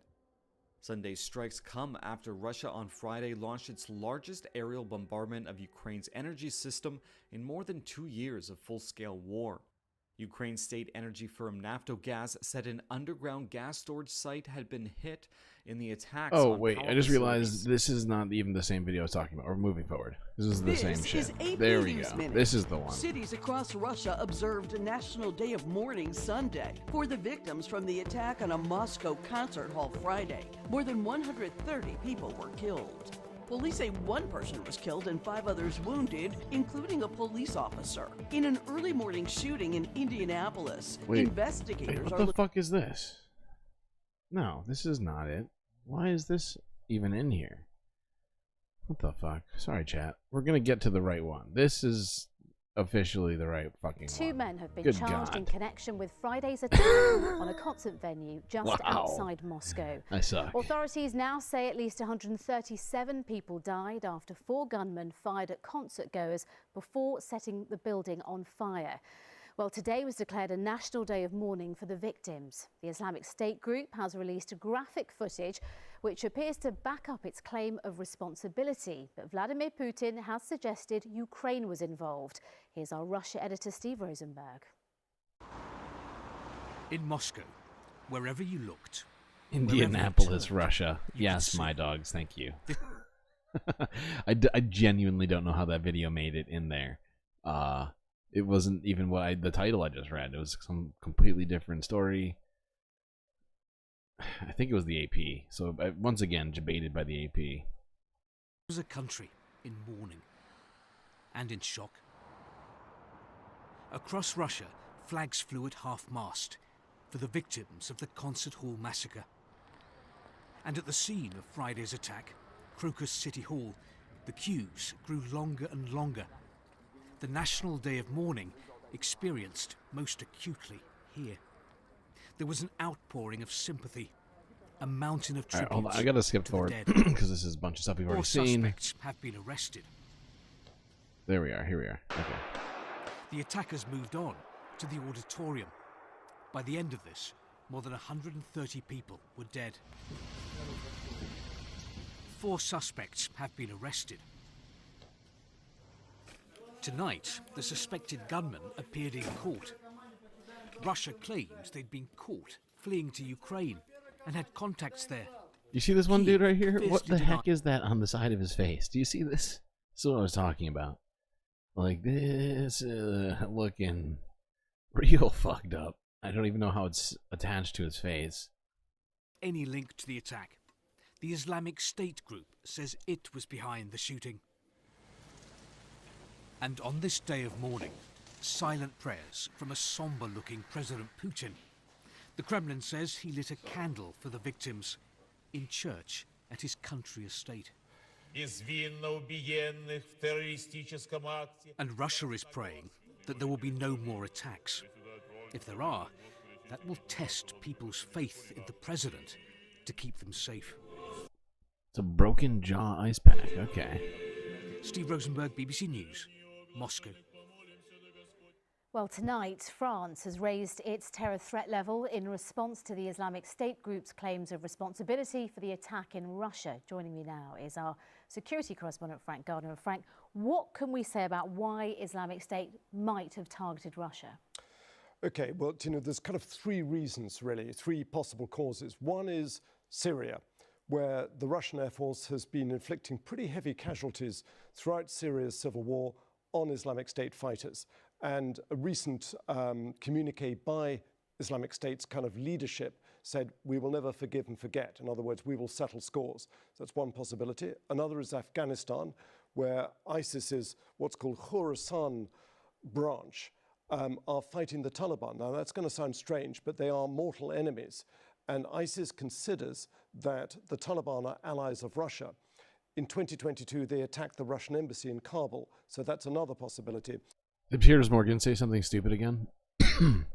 We've covered him. I've been trying to avoid him because most of his content is just such garbage. It's just the worst. But I will look into it. Probably not this stream. I've got a bunch of stuff to cover. We're still in Moscow right now. I've got a bunch of other shit to look at. Maybe next stream. I appreciate that. If you're in the Discord, I'm not sure you are.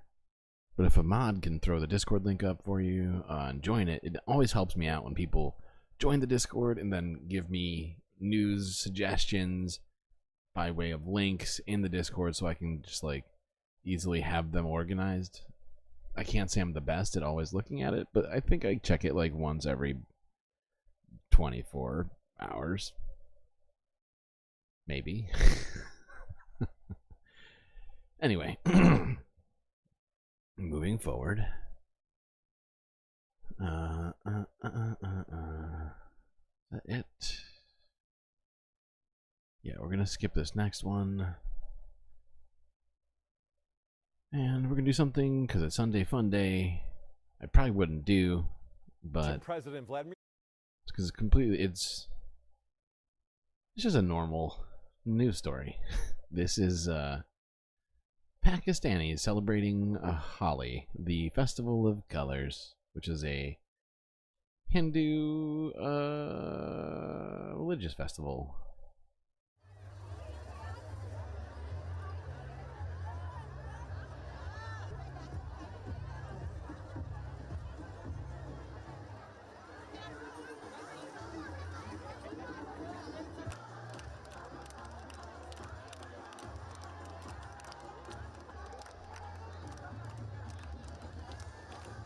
People from the Pakistani Hindu community celebrate Holi, the festival in Karachi, Pakistan. Holi is a festival of colors. We pray that God fills us with peace, I think she said. Life. With colors of joy, beauty, and peace. खूबसूरती के, खुशी के, अमन के, सुकून के रंग भरे रखे ना सिर्फ हिंदू कम्युनिटी पे बल्कि पाकिस्तान में रहने वाले तमाम लोगों के साथ. Not just Hindus, but all Pakistanis. Anyways, I have plenty of criticisms about some things and that are happening in Pakistan, but people just trying to enjoy life. It sounds good to me. And is a nice way to kind of, whatever, cleanse our palate from one thing to the next, that being Russia and Ukraine, into Asia, where now, in this next video from the Associated, from the TRT World, from TRT World, South Korean women face uphill battle against gender wage gap.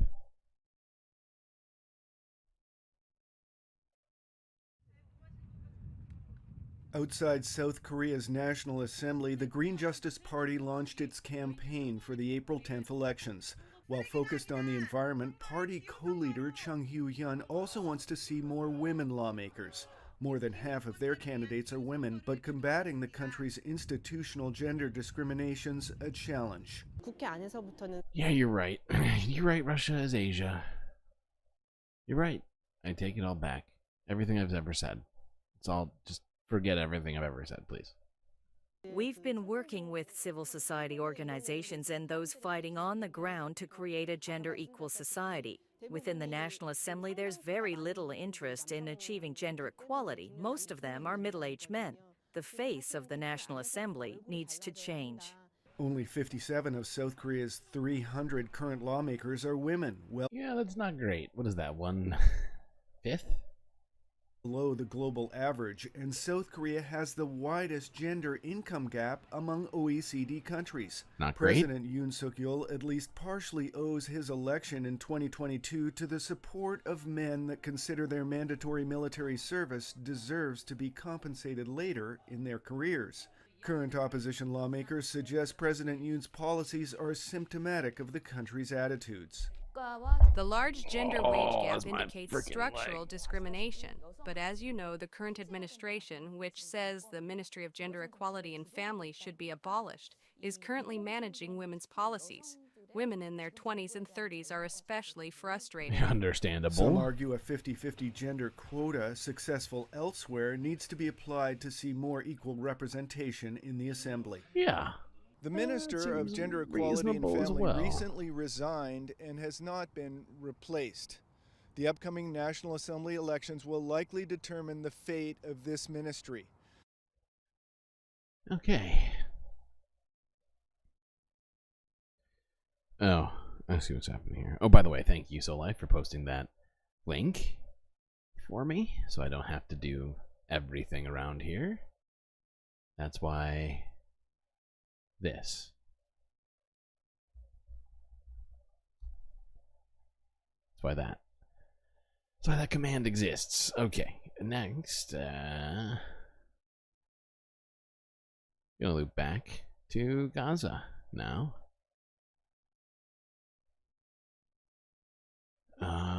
So yeah, buckle up for that. This first one is from Middle East Eye, 23 hours ago. Red Crescent. Try that again. Red Crescent and World Health Organization evacuate 2 children from Gaza. This is honestly a slightly optimistic story, in the sense that at least the UN is managing to do a tiny thing. Hopefully, this kind of stuff can at least increase, even though I almost don't want to say that, but it really genuinely needs to happen for the people that are in the most danger right now, which tends to be the children who are already experiencing health issues. This is why we need Jessica Fletcher. I say Starbuck. I think Starbuck fits the. Me personally, I'm on Starbuck's side, and I understand this Jessica Fletcher desire, but in what way does Murder, She Wrote? How does that fit in with the theme of space and or time travel? I am genuinely confused. She went to bring some liver. Take that one to take this one.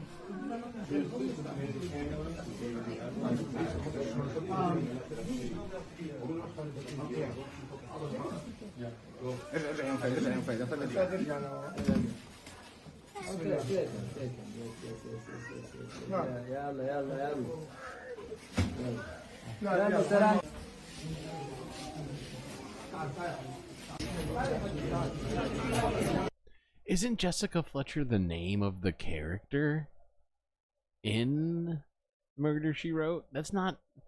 She's played by Angela Lansbury.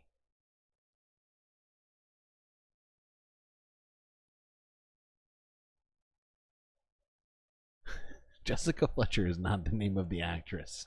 Okay? It's the name of the character. Look it up, please. Oh god, you're killing me, chat. I still think Starbuck would be a good addition, but apparently people aren't big Battlestar Galactica fans, which is fair. It's a niche show. Jessica Fletcher. Wow, BCat shows up to vote for Jessica Fletcher as well. You know, if it's that important to everyone, maybe I'll make a Jessica Fletcher. I just feel like we've just completely gone out of the theme that we had set up, we had established at one point, and it just, you know, I like the order of it. But you know what, chat, you know, I appreciate your input. Wait, why am I on this screen? You know what acting is? Okay, that's fair. That makes sense. Oh, why is this here? Go back. I think she went to bring some liver. I take that one to take this one.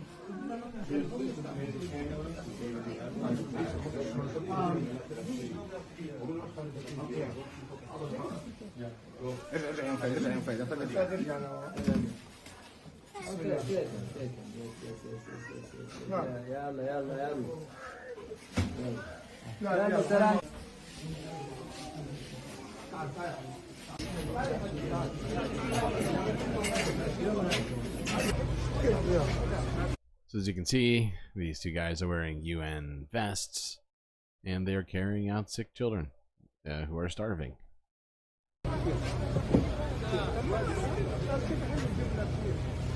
في حدا كمان؟ Here's Fadis. Fadis. في حدا مع حدا خلص يا بنت يا عم.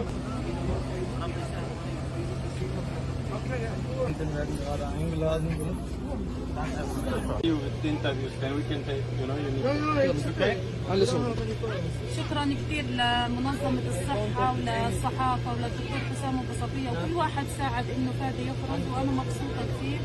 ان شاء الله يا رب نرجع سالمين غانمين وبتشكركم من كل قلب. شكرا. Okay.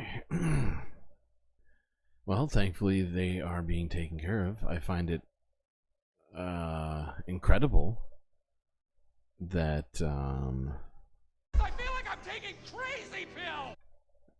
That I feel somehow good about that video about seeing children evacuated who will hopefully be saved now. Just because it's better than, I don't know, just watching them laying there starving to death. Somehow that's preferable. But it really truly is. I can't say anything else about that. It's just factual. I'm glad to see it happening. It's been too long, and the fact is that UN representatives were pulled out of Gaza because of the bombing from Israel. They couldn't keep their own people safe.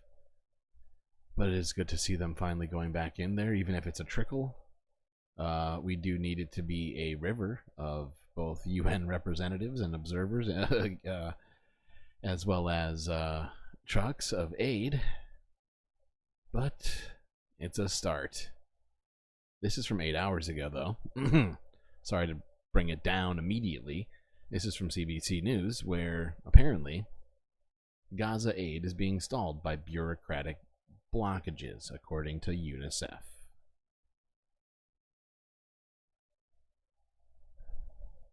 Oh, wait. Wait.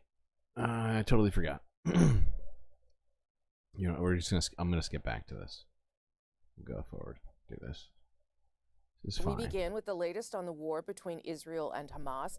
UN Secretary General Antonio Guterres has made a renewed call for a ceasefire to allow more aid into Gaza. He spoke during a visit to the Rafah border crossing. It's time to truly flood Gaza with life-saving aid. The choice is clear, either surge or starvation.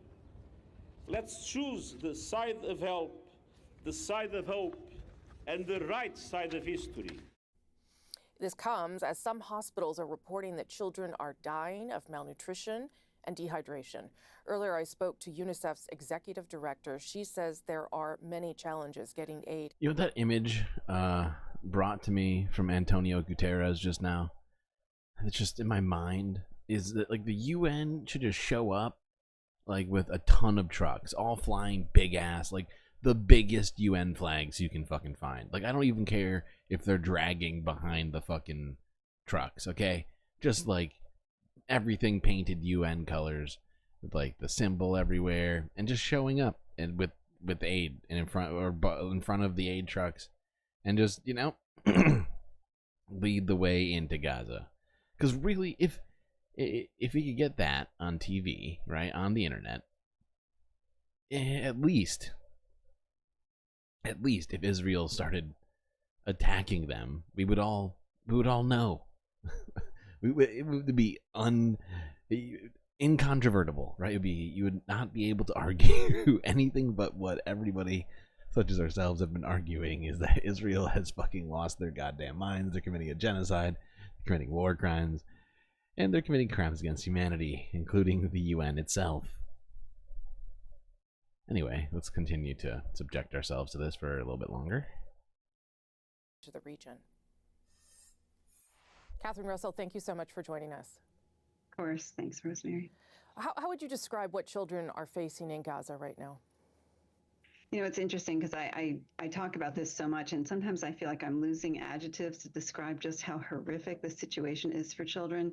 Essentially, it's been months now of them living under bombardments. So many of them have moved from one part of the country to the other. And now, of course, we hear stories about them, some children starving to death, facing severe malnutrition, not having clean water, not having access to toilets. I mean, it's really so horrific. And sometimes, as I said, it's hard to even find words to describe it because it keeps getting worse and worse. And as much as we say it, it feels like the world's not listening. Yeah, I totally understand that. So give us a sense then of... Wait, did I say war or did somebody else say war? Was it CBC that said war? Because I didn't, and I didn't catch it. And if they did, I'm sorry. Not a war. It's a genocide. How much aid UNICEF is able to get into Gaza right now, and the challenges that your organization is facing on that front? Yeah, the challenge is this. We have plenty of aid. And I would say this, UNICEF and the other agencies, the UN agencies and different organizations that do this kind of work around the world, there are lots and lots of people who are trying to move aid into there. Yeah. UNICEF has been able to move trucks in for sure. And for us... Look, chat, Ernest Borgnine and Angela Lansbury aren't exactly current references. I feel like we're already in trouble as we are. Quantum Leap, Deep Space Nine, and The Matrix? I need some more current references, chat. Okay? Let's go. It's gotta, I mean, come on. We gotta have some more, at least something from this decade. Last 20 years, maybe? But, Jesus. When was Murder, She Wrote and, What was it that Ernest Borgnine was even in? Was it The Honeymooners? I can't even remember. I'm too young to know these references, basically. Like, I'm just barely getting by. What we're focused on is a couple things. One, we do a lot of work on getting medical supplies in there. Two, we get a lot of feeding for children, babies in there, because what happens is even children, little children, babies who are ill, they can't eat regular food. So even if the World Food Program or others can get it in, children need what we call therapeutic feeding, which is essentially, it's something like a peanut paste. We call it plumpy nut. And it's a way to get nutrients into them so that we can keep them from starving to death. We've in the past moved a lot of water in. Now we're trying to move more pieces of water systems in. So all of that needs to come in. And in addition to that, basic things for babies like diapers, warm clothes, all of that is really critical to us getting in for the children. And we're able to move trucks in, but it's such a slow rate. I mean, we're looking now at, overall maybe 100 trucks a day maybe can get in, and that's on a good day. And that's 20% of what's needed. Before this crisis happened, there were 500 trucks a day going into Gaza. A lot of that was stuff from the private sector, but still it was food, it was nutrition, it was water, and all the things that people basically need to survive, and now they're not getting it. And where is the problem? If everyone understands that more needs to get in and that people are dying and children are dying, where is the problem in getting it through? Yeah, the problem is there are a lot of bureaucratic blockages, right? And it's really hard to imagine how complicated this has become. But essentially, what happens is we try to move some products in, and they'll say, well, if that can be used for what they call dual use products, which means that things that you could use for civil reasons or for military reasons. But that would include sometimes things like little scissors that we put into a medical kit, and they say that could be. Hold on. We're doing this because I just had a vision of something. I just had a fucking vision of something. This is a current reference, but current-ish. I feel like this is from like 10, 15 years ago now, so current-ish. Fuck, what was the name of this movie again?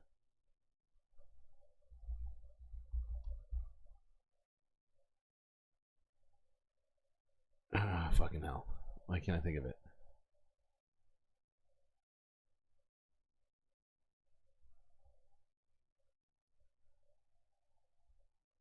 Fuck.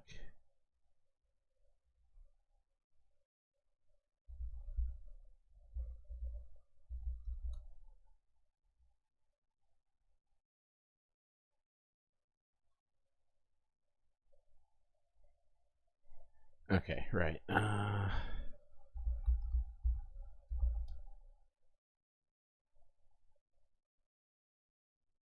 Fuck. For some reason I can't think of the name of this movie. It's with George Clooney. God damn it.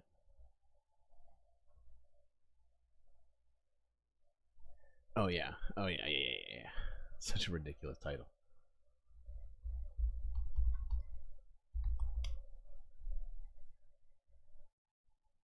Yeah. Okay, so this reminds me of this.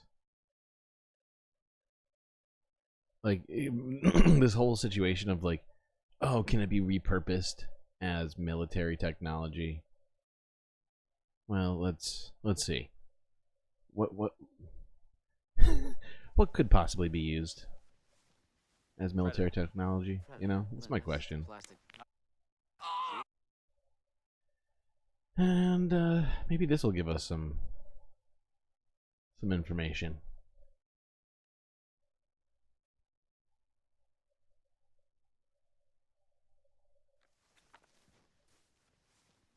The Predator. The Predator? Lynn, that's just a plastic... see? You're mine now.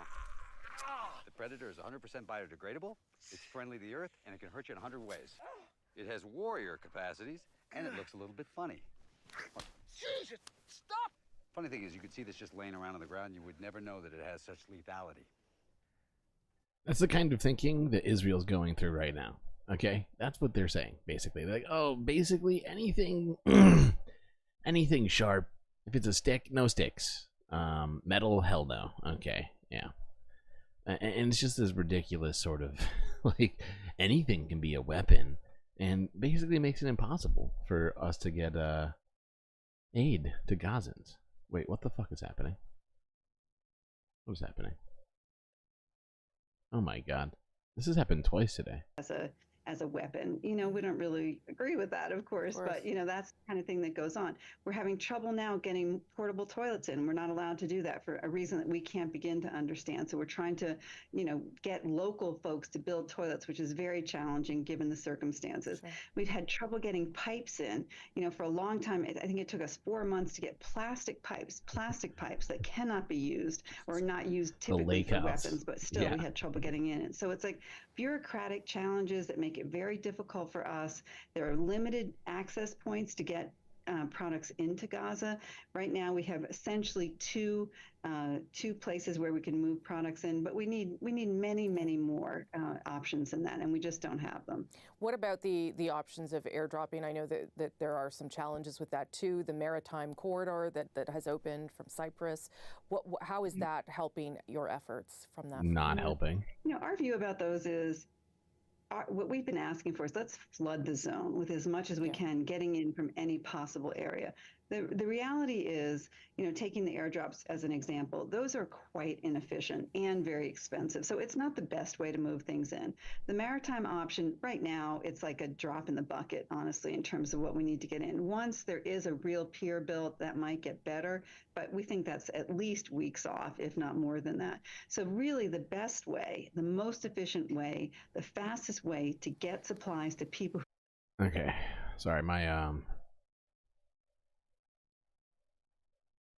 computer is having a freaking tantrum right now.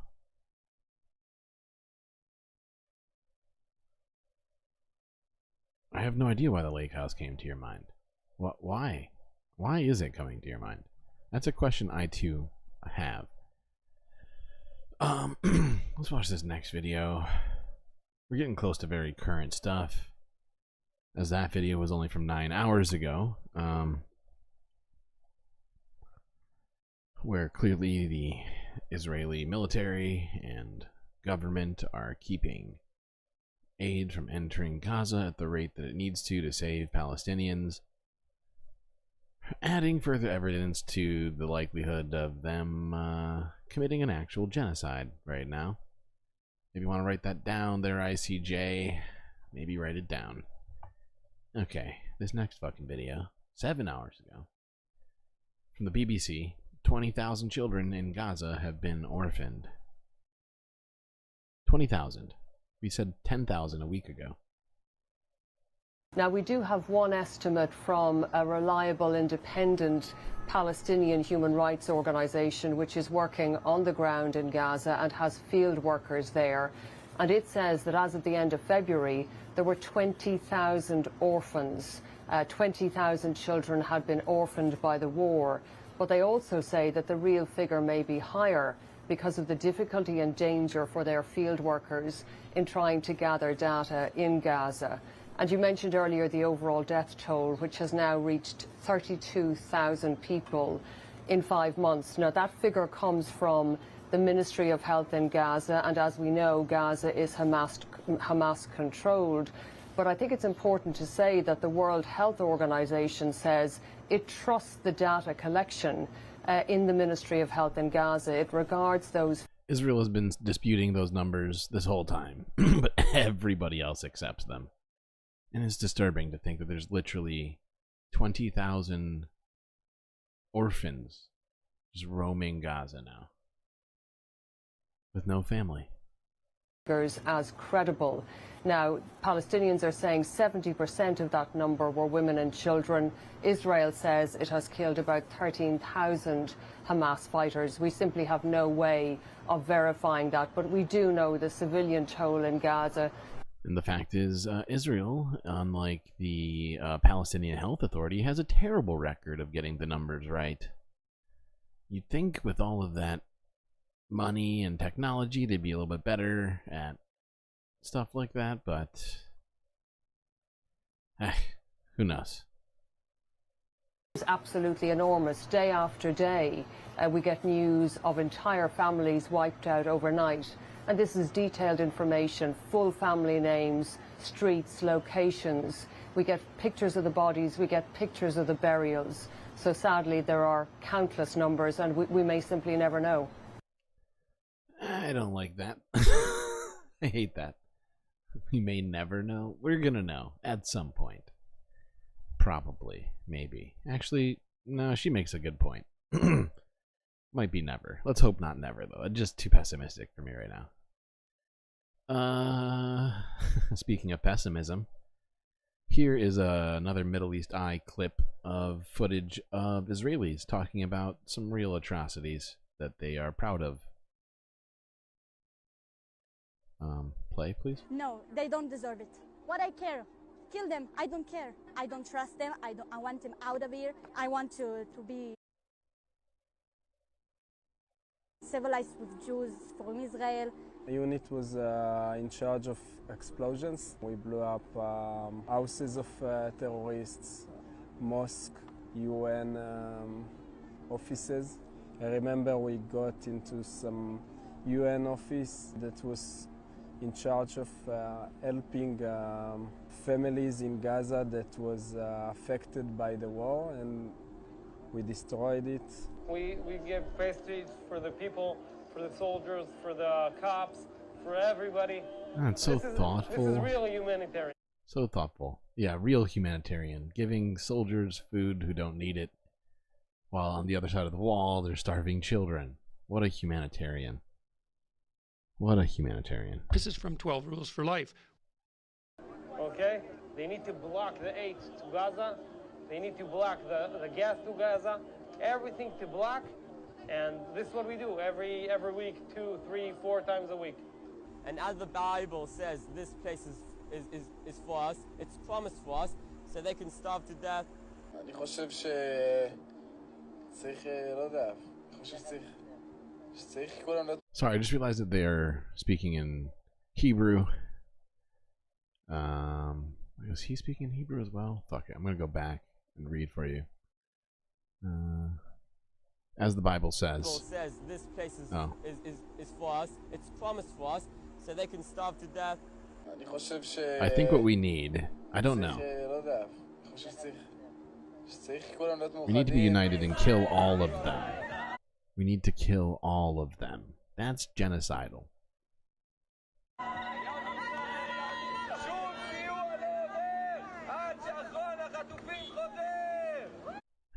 Shining democracy in the Middle East. Israel, filled with sensible human beings, not saying crazy things. I feel like I'm taking crazy pills! No, what are you talking about? If hell were real, these people would definitely end up there. Yeah, you're making a good point there, B. That's a very good point.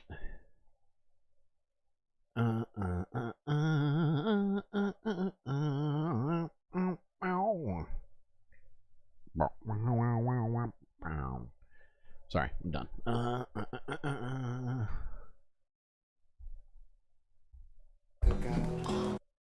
Cacao? What am I doing? Yes. Yes. Did we end what command? What happened? What's your obsession with Cisco, man? The Thong Song was good, but, I mean, is it that good? Is it that good? Okay, this next video is from 2 hours ago. That one was from 7 hours ago, if I didn't mention that. Sorry about that. This is global news. Pressure mounts on Israel as UN calls for flood of aid into Gaza.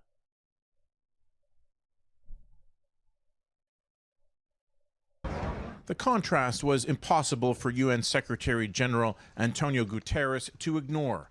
On the Egyptian side of the border, aid trucks parked as far as the eye can see. On the Gaza side. God, we gotta go back. That's nuts. The contrast was impossible for UN Secretary General Antonio Guterres to ignore. On the Egyptian side of the border, aid trucks parked as far as the eye can see. On the Gaza side, a growing humanitarian crisis or as he put it, a moral outrage.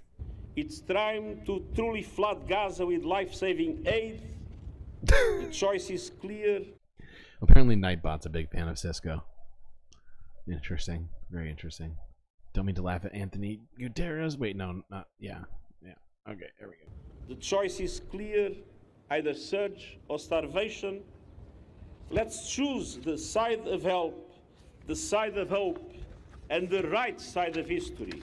How to get it done? Well, Guterres was diplomatic, calling for Israel to allow humanitarian aid through by road, and for Hamas to release Israeli hostages. Food parcels continue to be dropped by air, but aid agencies say only a fifth of what is needed is getting through. Meanwhile, after a late-night Israeli airstrike hit a house in Rafah, Palestinian civilians asked, is anywhere safe? Over 1 million displaced people have sheltered there, which Israel claims is the last bastion. They're attacking Rafah. They are attacking Rafah, people. They are not backing down on this, and it needs to be stopped. For Hamas militants. We fled south as Israel instructed, says this displaced man, yet they come to kill us here? We have nothing to do with this. Israelis too seem exasperated at the slow pace of negotiations as Hamas continues to hold hostages kidnapped on October 7th. What were once peaceful rallies in Tel Aviv. The negotiations have basically been Israeli stalling. There were legitimate offers like months and months ago, and they turned them down and continued the assault, changed what they wanted multiple times, and it's not really, it's more stallings than negotiations. Now routinely become confrontational. But I want to remind you, everybody, that this has been going on for over 5 months now. And quite frankly, we don't believe that the government is doing everything within its power to get the hostages back. Talks between Israel and Hamas are ongoing, but the animosity between the two sides is such that negotiations are reportedly being held through intermediaries. Chat.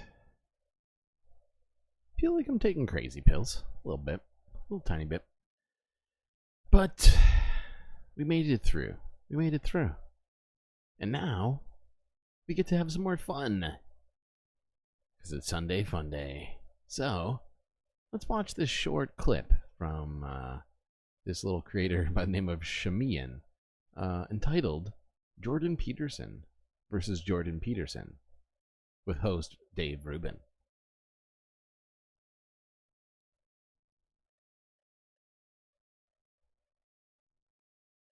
I am sitting between the famous brothers, but obviously, it seems to me, at least not from Jordan the outside, Peterson and Jordan Peterson. It's Jordan Peterson and Peter Jordanson. Must have done something right. Well, wrong. How about no? Thank you very much for making that manifest so clearly. To stop being pathetic. I mean, I've scribbled down a few things here, but I fully want you guys to take as much control here as you see fit. I'm not in a good mood. Things are likely to be unpleasant. Why don't you just go play in your room for a while? No. Man, this is complicated as shit. You guys are trying to fix things, manage things without having civilization crumble at the same time. It's been a continual challenge to adjust my sophistication to the level of challenge, and I'm trying to do that. Okay, I don't get exactly what you're saying. I don't get exactly why you're annoyed. I'm not sure exactly what you want me to do to change it. Let's get this clear. There's something gone horribly wrong, and I think it's become more and more like that over the last 30 years. But I'm slightly less terrible than I was yesterday. You are not a good guy paying attention. I think it's a profound place for disagreement. I'm without error. That's just well, that's another reason it doesn't work. So you need a way more sophisticated solution to that. So that was good what you last said. That was pretty solid. You guys are brothers. Fuck this. I have a feeling they'll be back, and we'll see what we can do. All right, thanks everybody. Okay.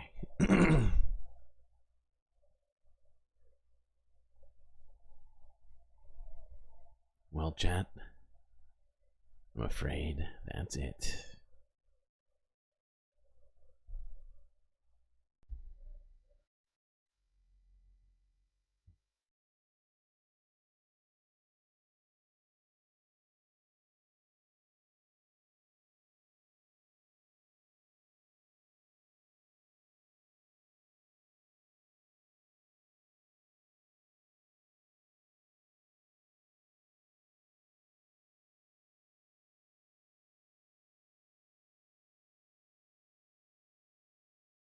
Well, it's been fantastic having you all here with me as we venture into the unknown.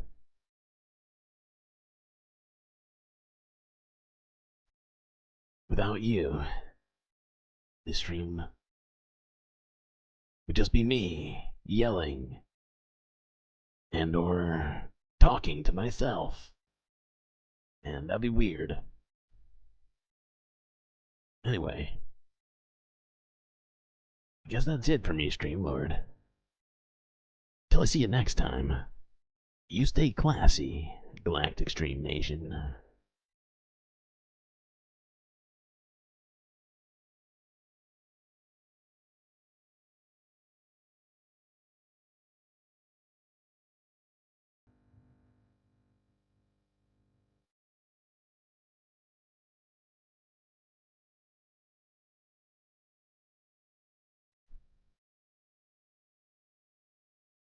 Can't forget this. These are our galactic producers, Gabby and Aaron W. Without them, the Galactic News Network would cease to exist. If you want to become a patron as well and receive galactic benefits, then go to this link. For a few dollars a month, you too can become even more galactic. Don't forget those names. They are vital.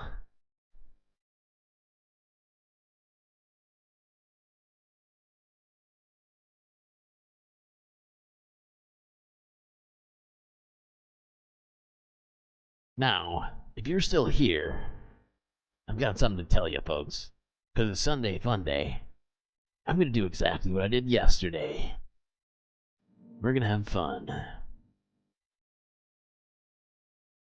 So guess what?